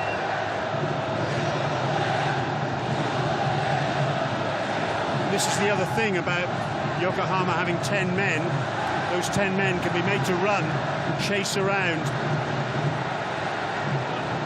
You can see the way Alain are just trying to use the full width of the pitch to do exactly that. Put some miles in the legs of those Yokohama players, because remember, Yokohama have made multiple substitutions already. They haven't got that many more options to come off the bench and freshen things up.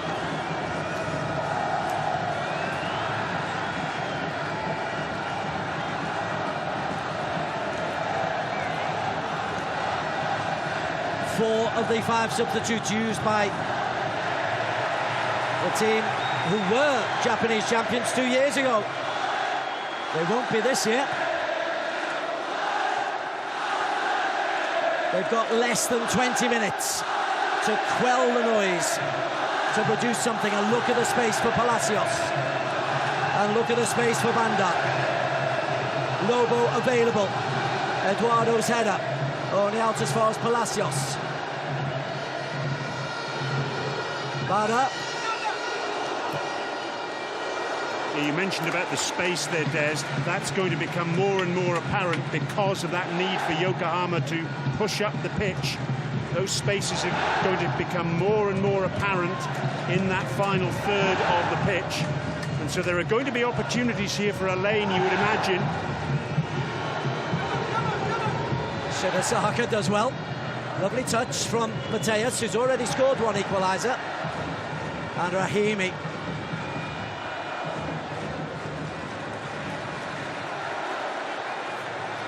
He's been involved in everything, Rahimi. Yokohama complaining that he's gone down too easily on a couple of occasions. One of them for the penalty, which actually was awarded as a penalty after initially being a yellow card.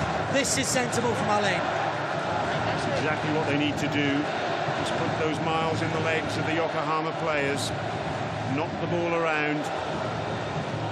Spaces will open up further up the pitch for them because of Yokohama's need to press the ball, to somehow find an opportunity, whether that's a set piece. They won't care how it comes as long as they can create something.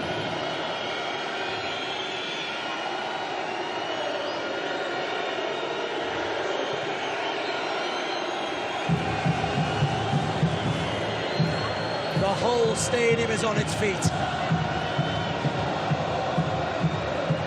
The party has started, but very, very early. So much has happened in this AFC Champions League this season. It ain't over till it's over. Ahmed Abbas onto Park. Sensible again. Tons of space for Kaku. He can just wait for a blue shirt to come and try and dispossess him.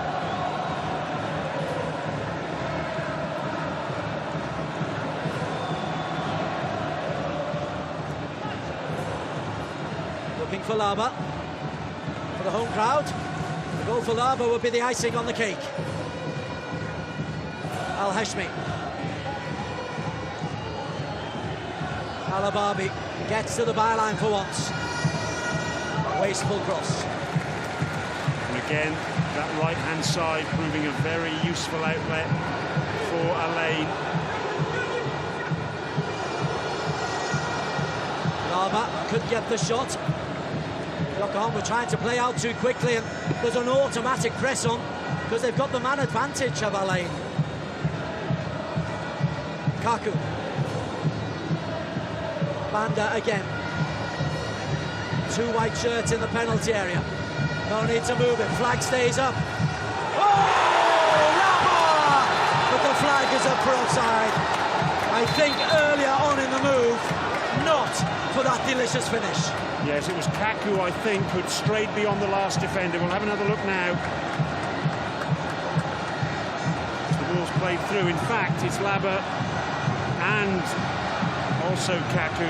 Lovely finish from Laba. Kaku can't believe it. But that's as plain as the nose on your face.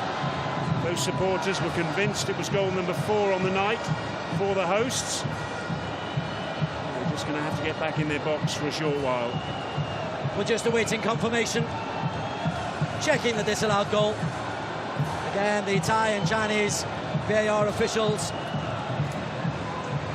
And the flag was correct. I'm always glad when the on-field officials are proven to be correct.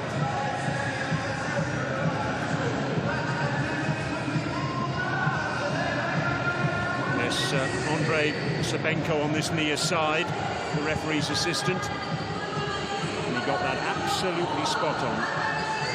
Lopez, bundled off it by Coadio. Match attendance just under 25,000 A couple of no-shows, mainly the Japanese end, I suspect. To be fair, it is a long way from Tokyo.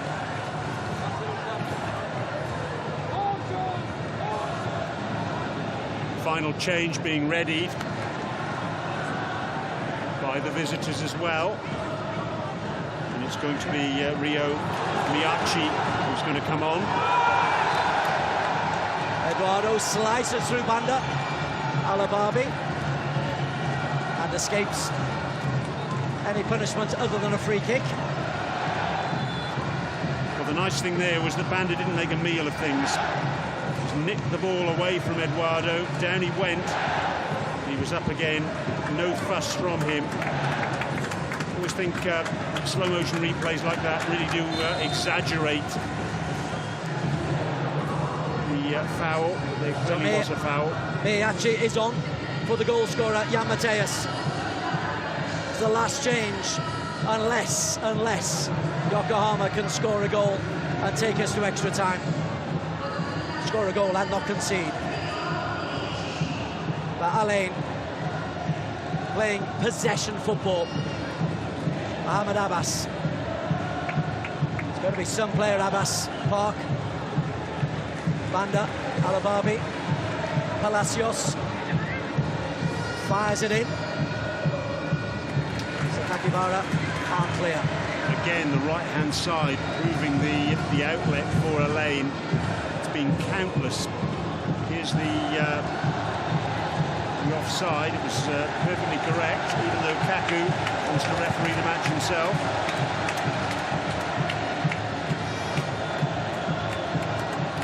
Al-Hashmi back to his goalkeeper, Khalid Issa. His heroics, Khalid's heroics against Al Nassr after 3 fumbles, but also against Al Hilal, now bearing fruit. The one survivor from the starting 11 who played in 2016. Banda, no free kick. Sakaki Baka. Banda again.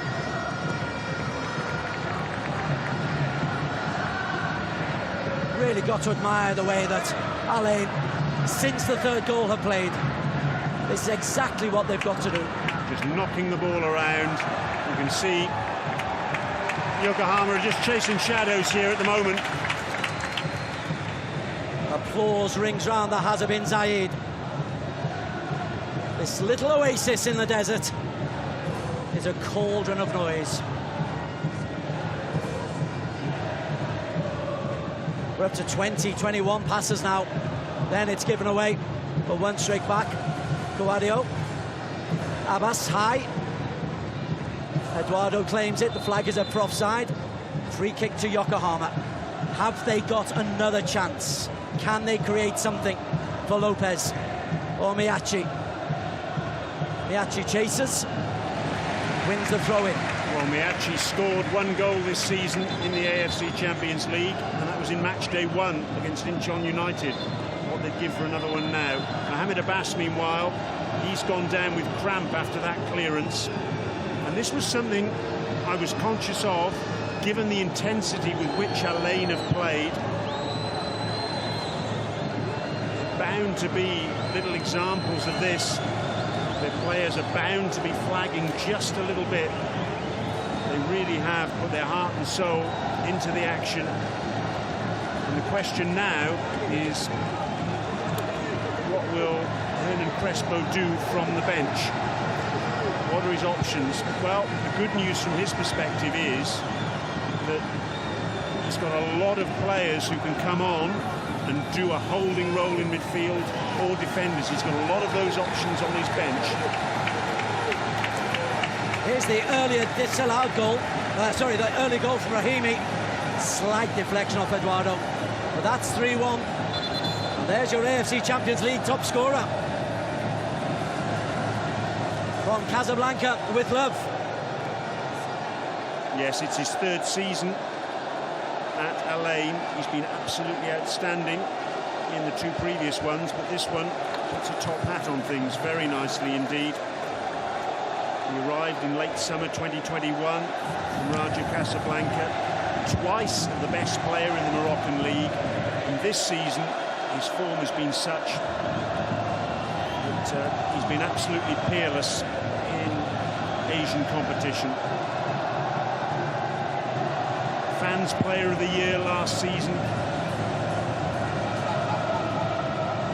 And look at those fans.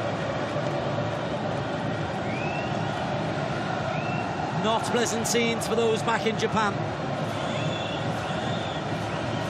But they still have hope. They will still clap and cheer and jump.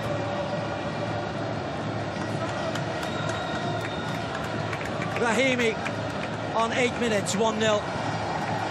A Kaku penalty on 33 for 2. Jan Matthäus pulls one back on 40. A red card for goalkeeper William Pope just before half-time. And then Sofiane Rahimi's second goal on 67 minutes makes it 3-1. Ahmed Barman, who played in the 2016 final, he comes on for Mohamed Abbas. There is one of those experienced holding players you were talking about. Yes, he's been a peripheral figure for Alain this season. Just 10 starts, 3 of those in the AFC Champions League.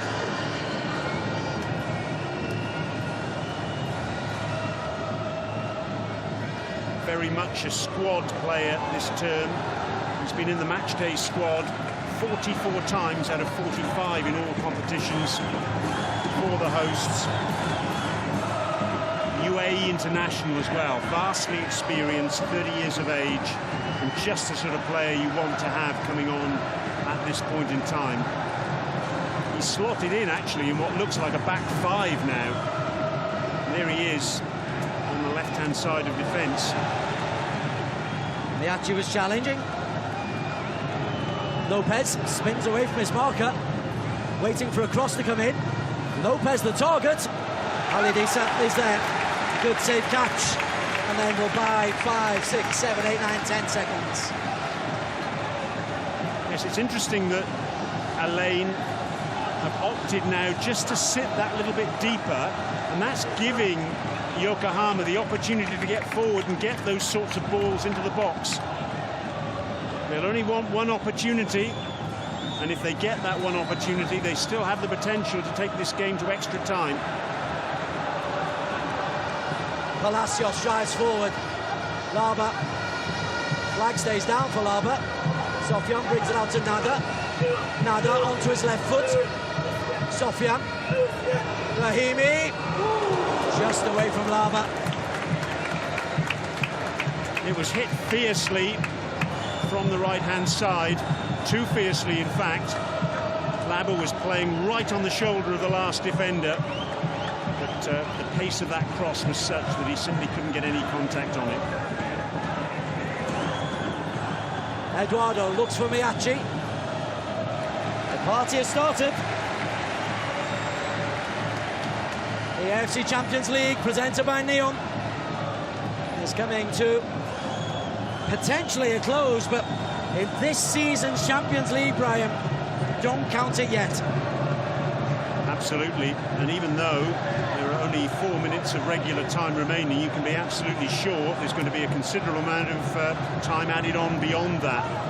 So there's still time aplenty for Yokohama to try and get level on aggregate.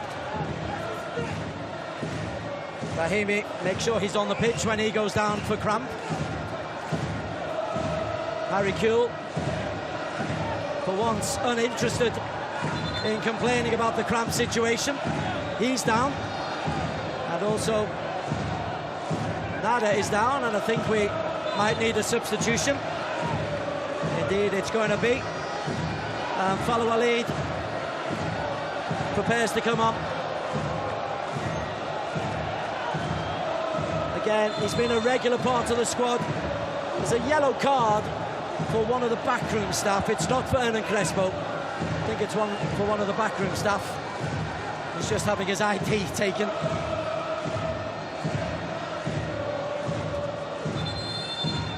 Frustration for Yokohama. They'll hope that it's all added on in time at the end.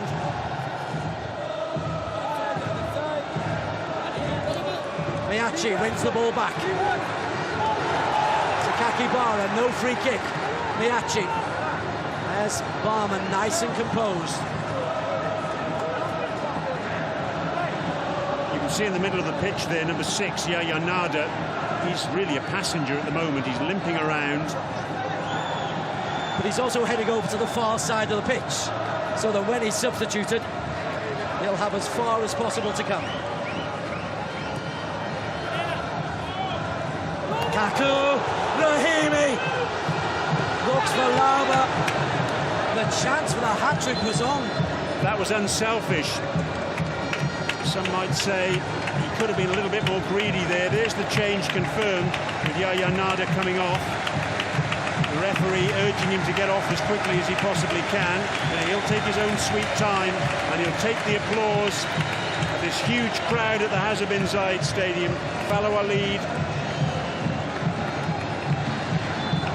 Another very experienced player. He's 25, but he's made over 150 appearances in domestic football. Matsubara misses the chance to play Lopez. Miyachi first came to prominence at the London Olympics when Japan made it all the way to the semi-finals. Matsubara, is there a last bit of magic from Lopez? No, because Kawadio is too strong. The mistake apart, Kawadio has been really strong dealing with Anderson Lopez.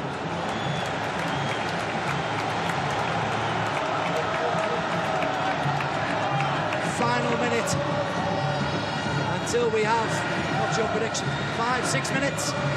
At least. Now we've had 8 substitutions. Goal celebration. No VAR reviews in this half. We had a couple of very lengthy ones in the first half. Yeah, I reckon at least 6 minutes of added time here. I'd be very surprised if there was anything less. Lovely turn. Palacios on his weaker left foot. Oh! That would have been some way to score a hat-trick for Rahimi. That would have been the icing on the cake, wouldn't it? The ball broke to him on his favoured right foot, and didn't he catch it sweetly? But unfortunately, he was leaning back as he hit it. And it was always going up into the massed ranks of the Yokohama fans. An expensive camera he nearly hit. Miyachi can't get there. 10 minutes of time added on. Yokohama had more shots on target, 6-4. But they trailed 3-1. They're a man down. They're a goal down on aggregate. They're chasing a football miracle. But Harry Kewell was at Istanbul.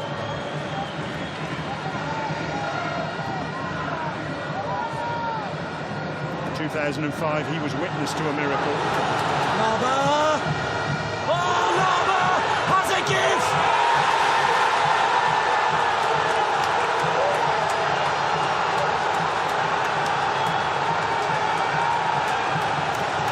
The Champions League is coming to the United Arab Emirates. Gift wrapped by Yokohama F. Marinos. Shirasaka will want the ground to open up and swallow him. He nutmegged himself here. It was a long, hopeful ball forward. No problems with Laba being onside. What a mistake. Frustration for Shirasaka, and Laba will not score an easier goal than that in his whole career. Can't believe his luck. An empty net, and he just slots it home.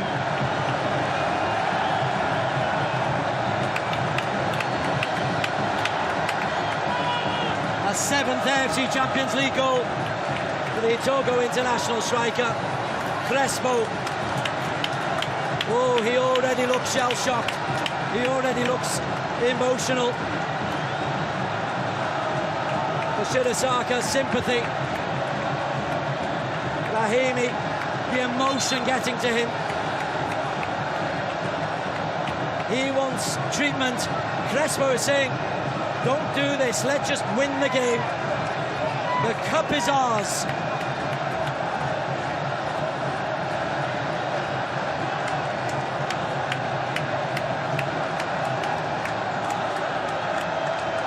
Harry Kewell's been absolutely furious at the way this final has been refereed, and he's now received a yellow card for his trouble.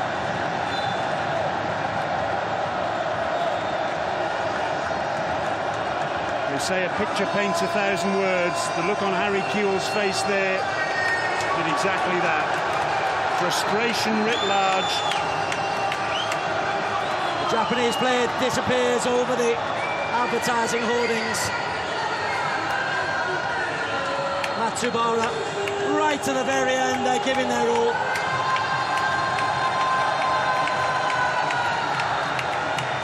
Helped on his way by that little nudge by Park.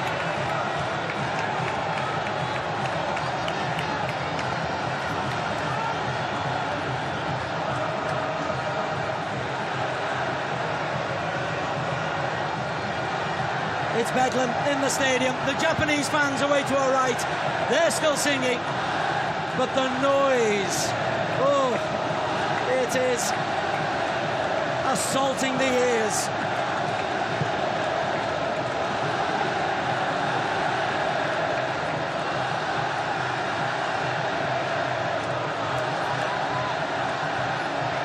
Rahimi.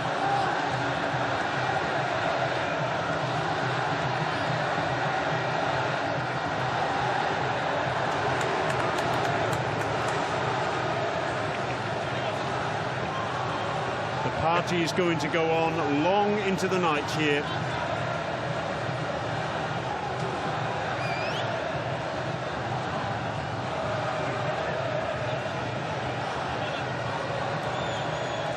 Nagato. Everyone just waiting for the party. Park realises there's still a job to do. 5.5 minutes to play. Mission impossible for Yokohama. Watanabe beaten by Park again. Laba gets around Eduardo. Laba's got Kaku to his right. Laba looks to his left. Palacios. Palacios! And Laba has scored! Yokohama want offside, but Laba's now got two. Yokohama open as you like at the back, pushing forward in search of a miracle.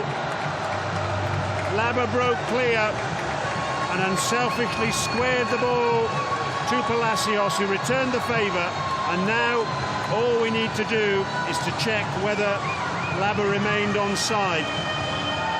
There was his strength initially to get round Eduardo. He could have had a shot there, decided against it. No problems there with the offside. A little touch for Laba. And it's become a rout now. 5 on the night, 6 on aggregate. And the Elaine fans, well, they might never have another moment like this in their lives. 2 for Laba, 2 for Rahimi, 5 for Alain, and they're chasing another, would you believe? It's not really reflective of the game as a whole, as Miyachi tries to just nick one inside Al-Hashmi. But this 5-1 lead, think back to Al-Hilal, think back to Al-Nassr, think back to the last minute against Nasaf.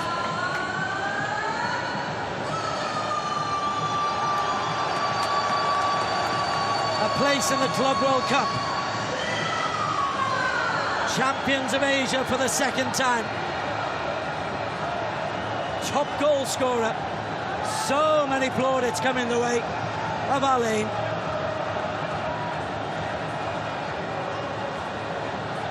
Lopez. Yamane. Nagata. Runs it out of play. 3 minutes left. There's going to be a talking to at the very least here for Nagato.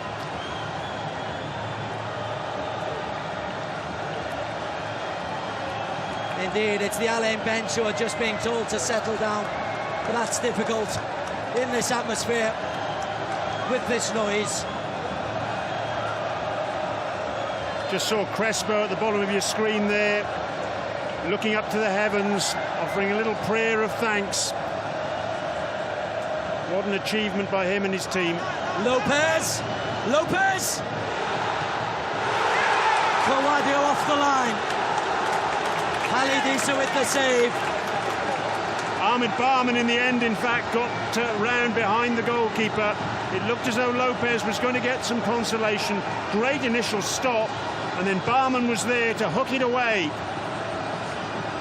Right at the death, Alain still prepared to give Yokohama absolutely nothing.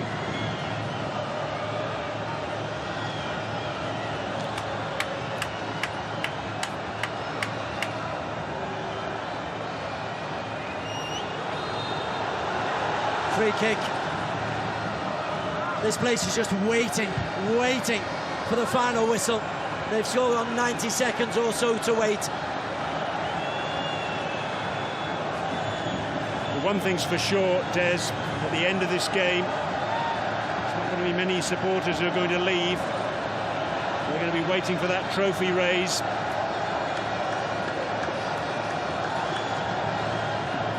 Kaku's received a yellow card, but he won't care one jot.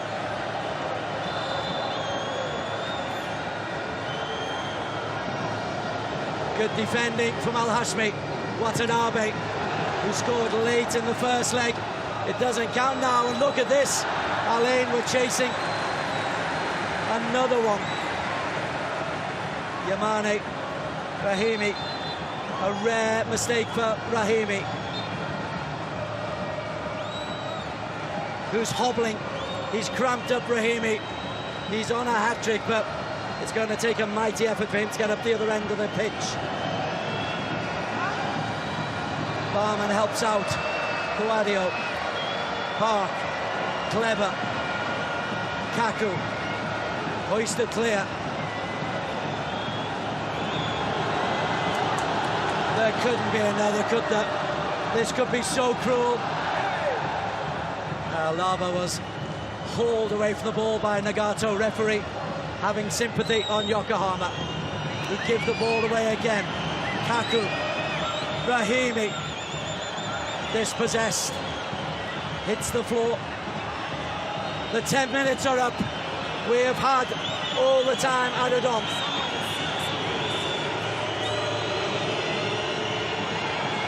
They actually can't keep it alive. Van der Kamp. Referee still not blowing the whistle. There's cramp for Banda.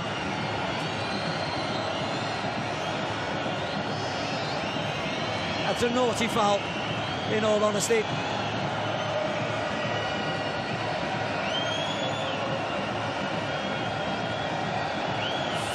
One on the night.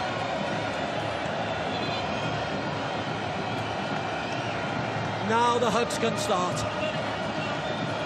And UAE football, Brian Murgatroyd, best in Asia. It's what UAE football has needed, it's what it's wanted, and it's what it's going to get. Ilgiz Tantashev blows the final whistle. Alain have blown away Yokohama F. Marinos. The Hazabin Zayed Stadium is a riot of joy. Halidisa, he's an AFC Champions League winner at last. We'll talk all about Alain in a moment, but Brian Murgatroyd, first, your thoughts for Yokohama F. Marinos. Well, it's an extremely sad evening for them this evening. They came here with a 2-1 advantage, a narrow advantage from the first leg. But the truth of the matter is, they've been blown away. 2 goals in just over half an hour by Alain. the second of them, you have to say, a contentious penalty.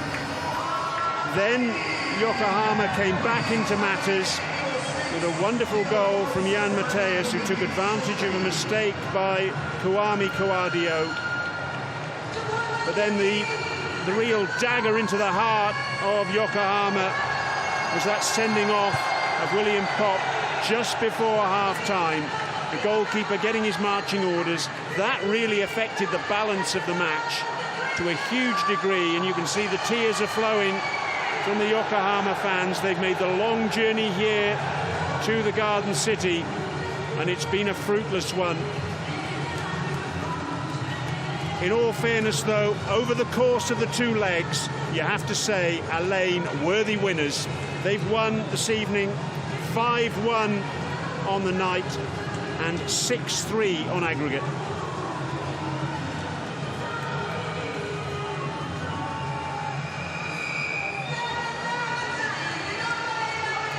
They've never won the Champions League, Yokohama, and the wait will go on. And in Crespo, well, such a different feeling to this time last year. Then his team, Al Duhail, were eliminated at the semi-finals.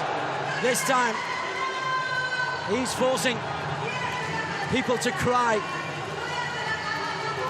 Now, they are tears of pain for the Japanese, but there's tears of joy also for Alain. And they have done it by beating the very, very best. They beat Al Nassr, they beat Al Hilal, now they've beaten Yokohama. In their group, they were standout best in their group. They won in Pactacore to get things up and running. And Yokohama, in the end, they just didn't have enough. They'll say a sorrowful farewell in the politest manner to their magnificent fans. But while they bow, Alain are celebrating, Brian. Alain are celebrating. Well, the two things you'd have to say about Yokohama this evening, they couldn't live with the pace of Alain, and they couldn't live with the physicality as well. Certainly Alain brought a very physical style to the game tonight.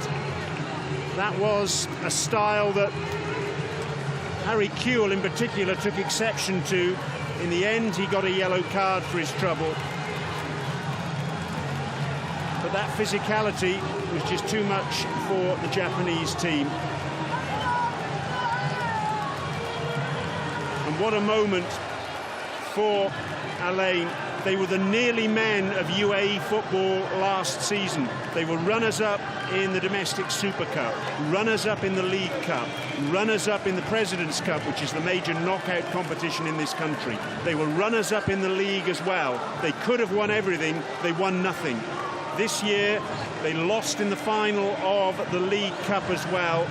It was looking as though they were always going to be the bridesmaids and never the brides.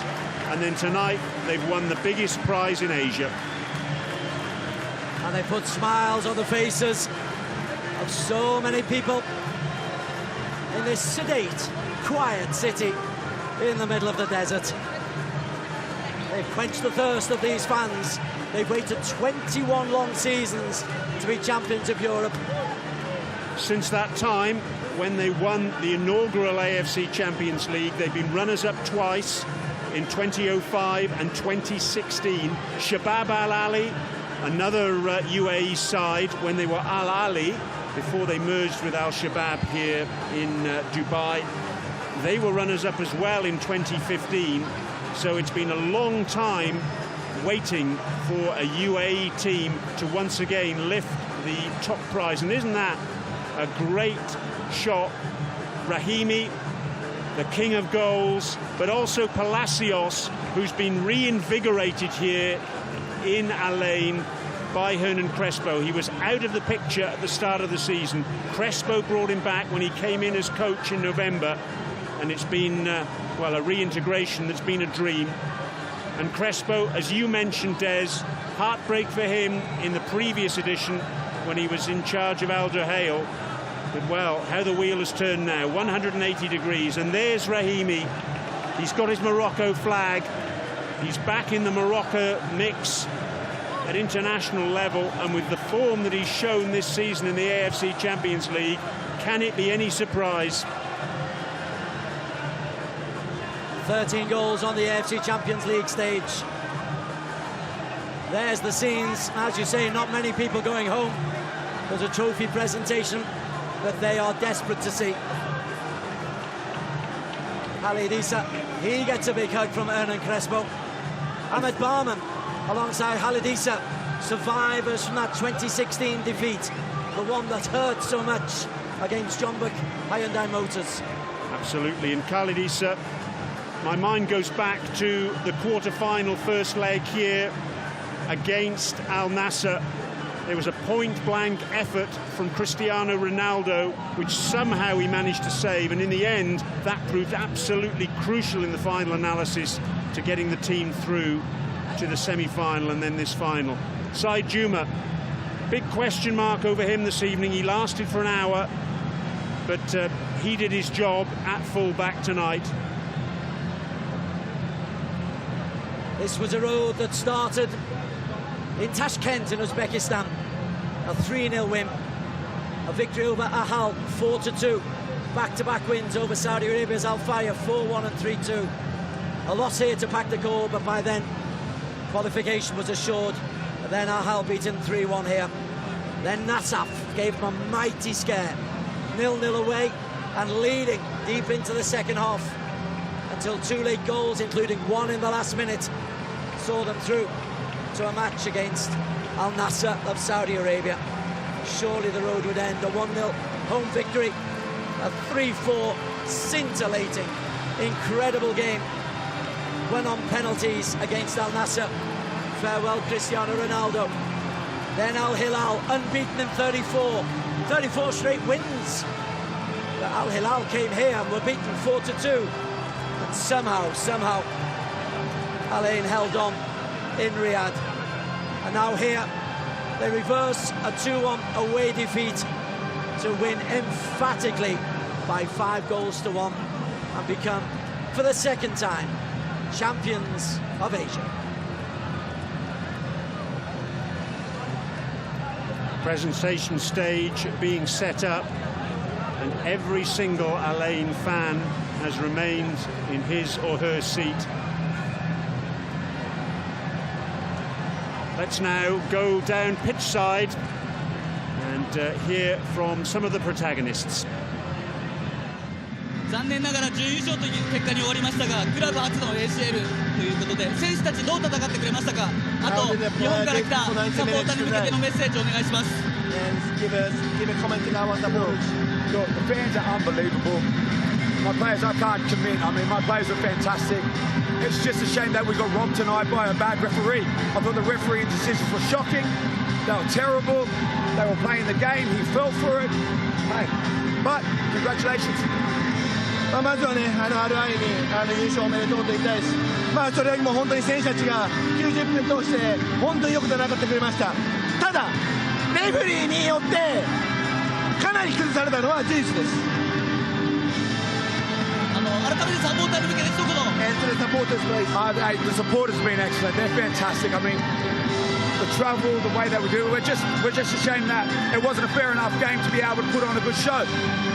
本当にね、遠くまで多くのサポーターが来てくださって本当に嬉しかったです。そしてこの残念な結果を本当に見せたくはなかったです。それがね、全てだと思ってますけど、本当に自分たちのサポーターは本当にいつも最高の後押しをしてくれてました。ありがとうございました。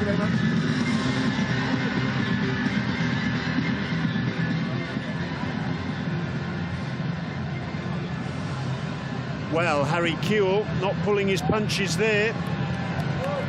Very unhappy with the officiating. I think we commented on it during the course of the match. Let's go down pitch side again now to see who we can hear from.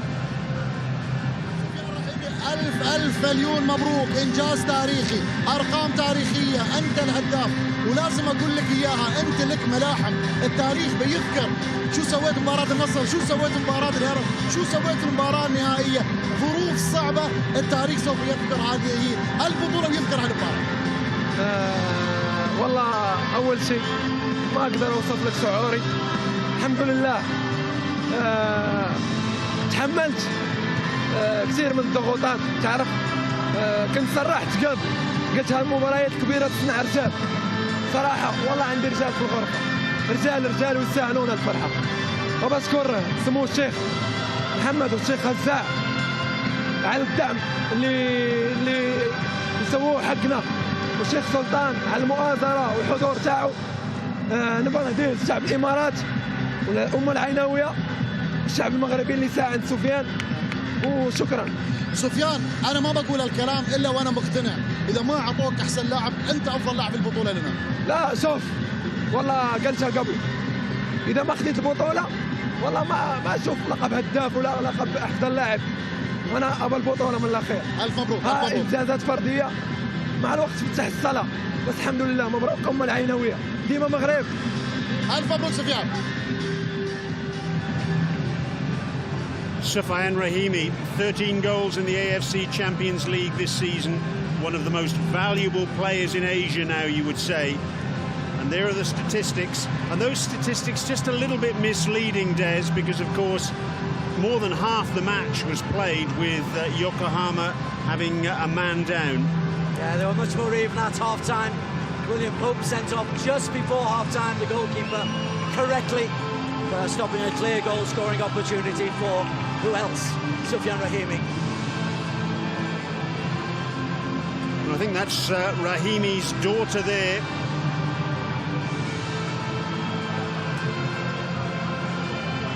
What a season it has been for Rahimi, becoming a father and now becoming a Champions League winner.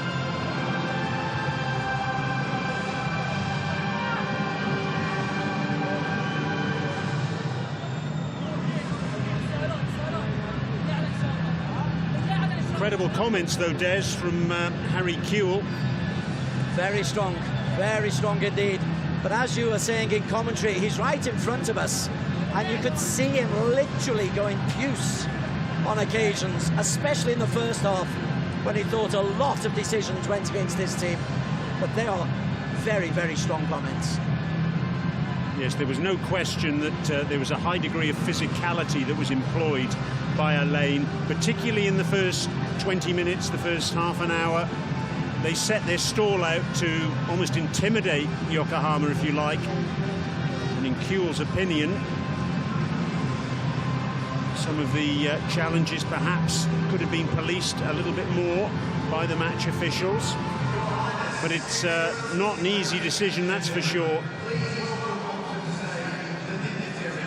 So we're ready for the prize presentation. And there's a number of prizes to go through today.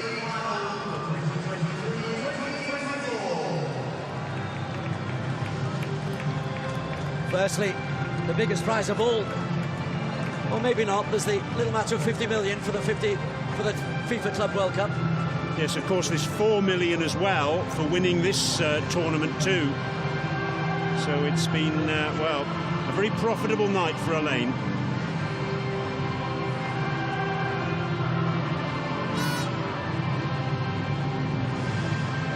All the dignitaries coming on. Yes, a whole host of awards to be given out. Awards to the referees, the Fair Play Award, top goal scorer, most valuable player. Runners-up medals, of course, and the Champions medals. And most importantly of all, the AFC Champions League trophy.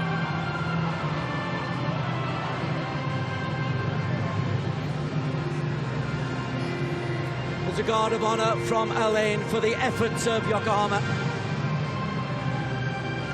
Up until the third goal, up until the 67th minute, they were in this game.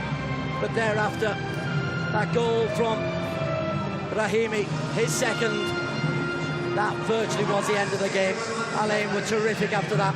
Played lovely possession football. And the 2 goals in time added on for Kojo really were icing on the cake. And a nice little mix as well.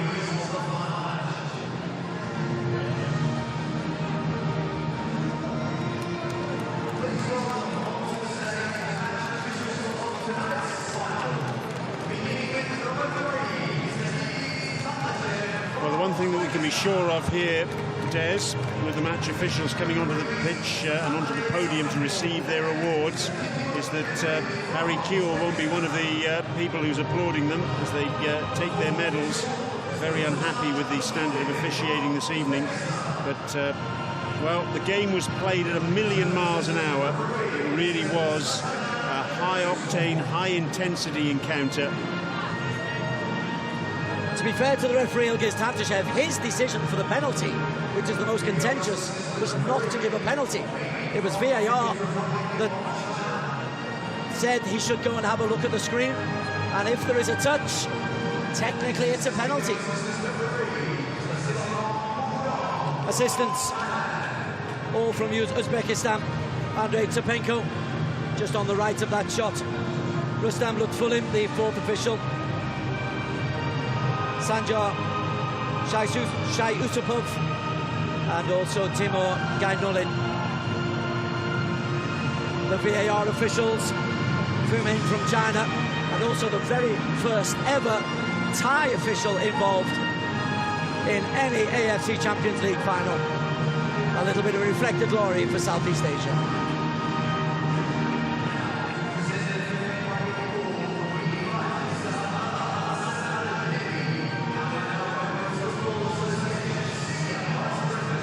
Fair Play Award, Mr. Abdullah Nasser Al-Junabi from the United Arab Emirates Football Association. He is the Senior Vice President. And the Fair Play Award goes to Yokohama F. Marinos. Captain Takuya Kida makes, I suppose, the walk-up full of pride, but one of disappointment as well, to pick up the Fair Play Award. Yes, Kida, of course, born in Yokohama. If you cut him, he'll bleed blue. And look how close he's going to get there to the ultimate prize, the AFC Champions League trophy. But no trophy for him in that regard. Instead, Yokohama walk away with the Fair Play Award. Top goal scorer is the next award. And Dr. Tran Kwok Tuan, AFC Executive Committee member and chairperson of the AFC Competitions Committee, will be handing it over to the man whose 13 goals equals the previous record.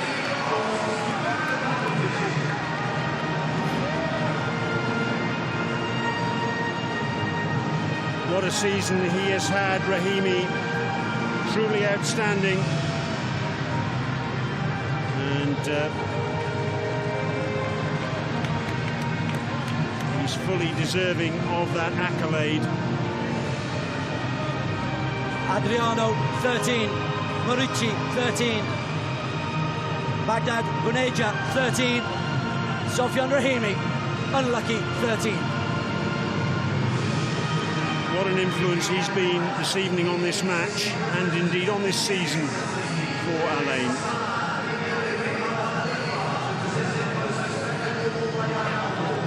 MVP, Sheikh Salman bin Ibrahim Al Khalifa, the AFC president, to hand it out to the MVP.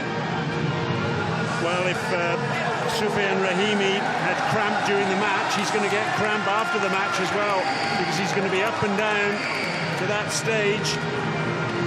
Another trip for him. A wonderful season, and he's been the talisman really for Al Ain. You mentioned in the round of 16 here, Des, that last-minute goal against Nassaf. Indeed. You just look back at moments like that as pivotal moments towards the successful campaign. Wearing that Moroccan flag with pride. Touches, he touches the trophy. He's allowed to, I suppose. MVP, thanks to His Eminence Sheikh Salman Ibrahim Al Khalifa. Runners-up medals handed out by Dr. Tran Kwok Tuan and Suniyasu Miyamoto from the Japanese Football Association. He's president of the JFA. And real pride, even in defeat, but such a journey to get here. Getting through the group phases, level on points with two other teams. It's been hard, beating Bangkok with a last-minute penalty. A penalty shootout win over Ulsan in the semi-finals. And beating Shandong only thanks to a late goal. Bahir was just a little bit too much for Anderson Lopez and co. He ends up with 6 goals, but it was just too traumatic to come into Al Ain and cope with the pace and the power of the UAE team. And the tallest player you saw there, William Pop, sent off. There he is, moving out of frame on the right-hand side. And, well, how will he sleep tonight, I wonder? It was a split-second decision. He had to come off his line. He had to try and win the ball. He didn't win the ball. He caught Soufiane Rahimi. And from that moment onwards, it was always downhill for Yokohama. Jan Mateus, the goal scorer, contributed for the Brazilian. And now the champions.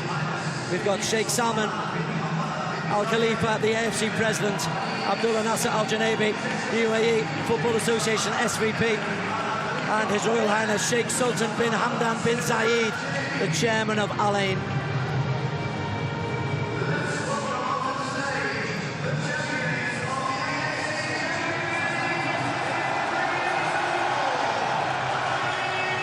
Khalid Al Hashmi leading the team up.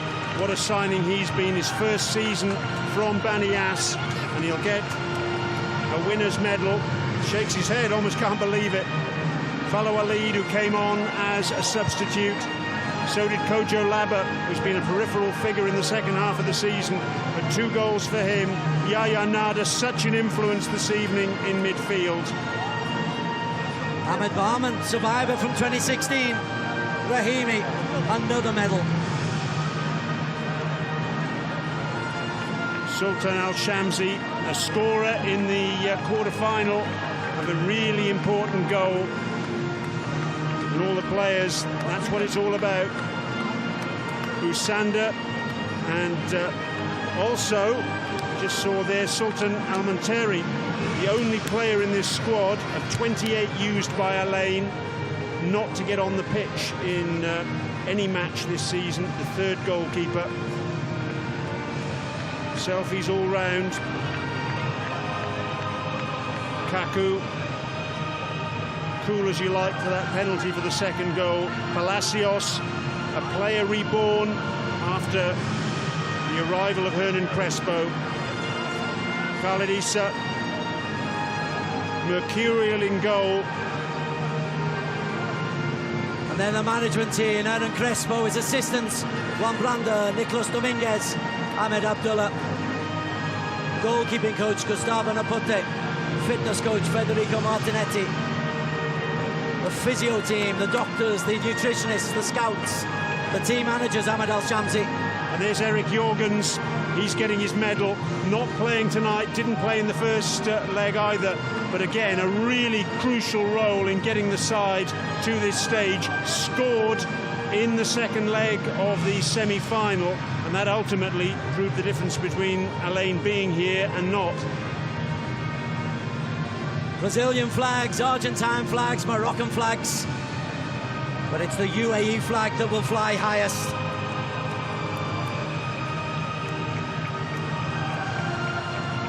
The teams are ready. All the awards are being handed out. The players are on the podium.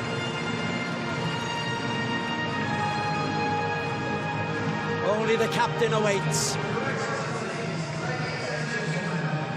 His Excellency Sheikh Salman bin Ibrahim Al Khalifa, the AFC president, will be invited to hand over the Champions Trophy.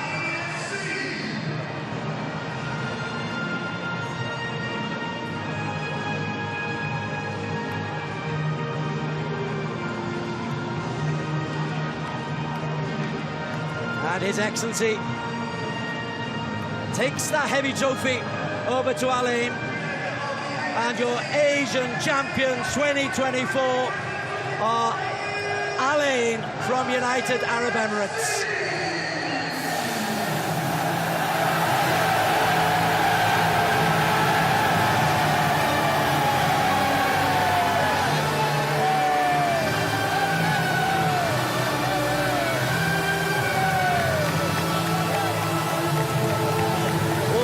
supporters his goal today.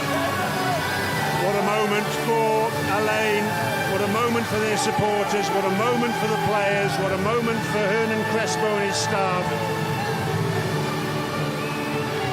21 years since Alain last won this trophy, and they're at Asia's top table once again. Crespo overcome with emotion.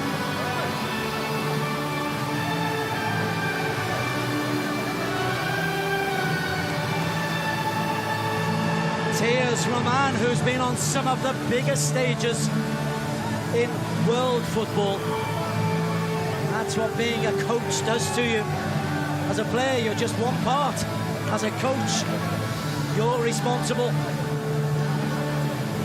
Now he'll go back and he'll join a happy team photo. It's the last time that this competition will be held over 2 legs. Next season, the AFC Champions League goes into Elite and Division 2 level. So Alain, with some nice symmetry, win the first AFC Champions League. They also, Brian Murgatroyd, win the last. Yes, the final season of the current structure. Next season, a 2-tier setup. The AFC Champions League Elite. 13 teams from 6 member associations in each, East and West. 10 in each go straight into a league stage, and 3 enter through playoffs beforehand. After the league stage of 8 match days, a round of 16 over 2 legs, then quarterfinals, semi-finals and a final. And then the League 2, which will feature teams from 24 member associations, including AFC Champions League Elite qualifying round losers. That's all for the future, though. This is the present, and this is Alain, and this is a night those youngsters will never forget. And with that, we bring our coverage of the 2023-24 AFC Champions League season to an end. To all those broadcast teams and managers who brought us brilliant pictures from all parts of Asia, it's been our pleasure to bring you these pictures, to bring you the magnificent football that Asia can offer. From the crew here, from the team behind the scenes, the teams who organise behind the scenes, it's a lot of work. To the broadcast teams, fantastic work from you. And it's been the pleasure of myself, Des Corkle and Brian Murgatroyd to bring you these scenes. Congratulations, Alain, champions of Asia.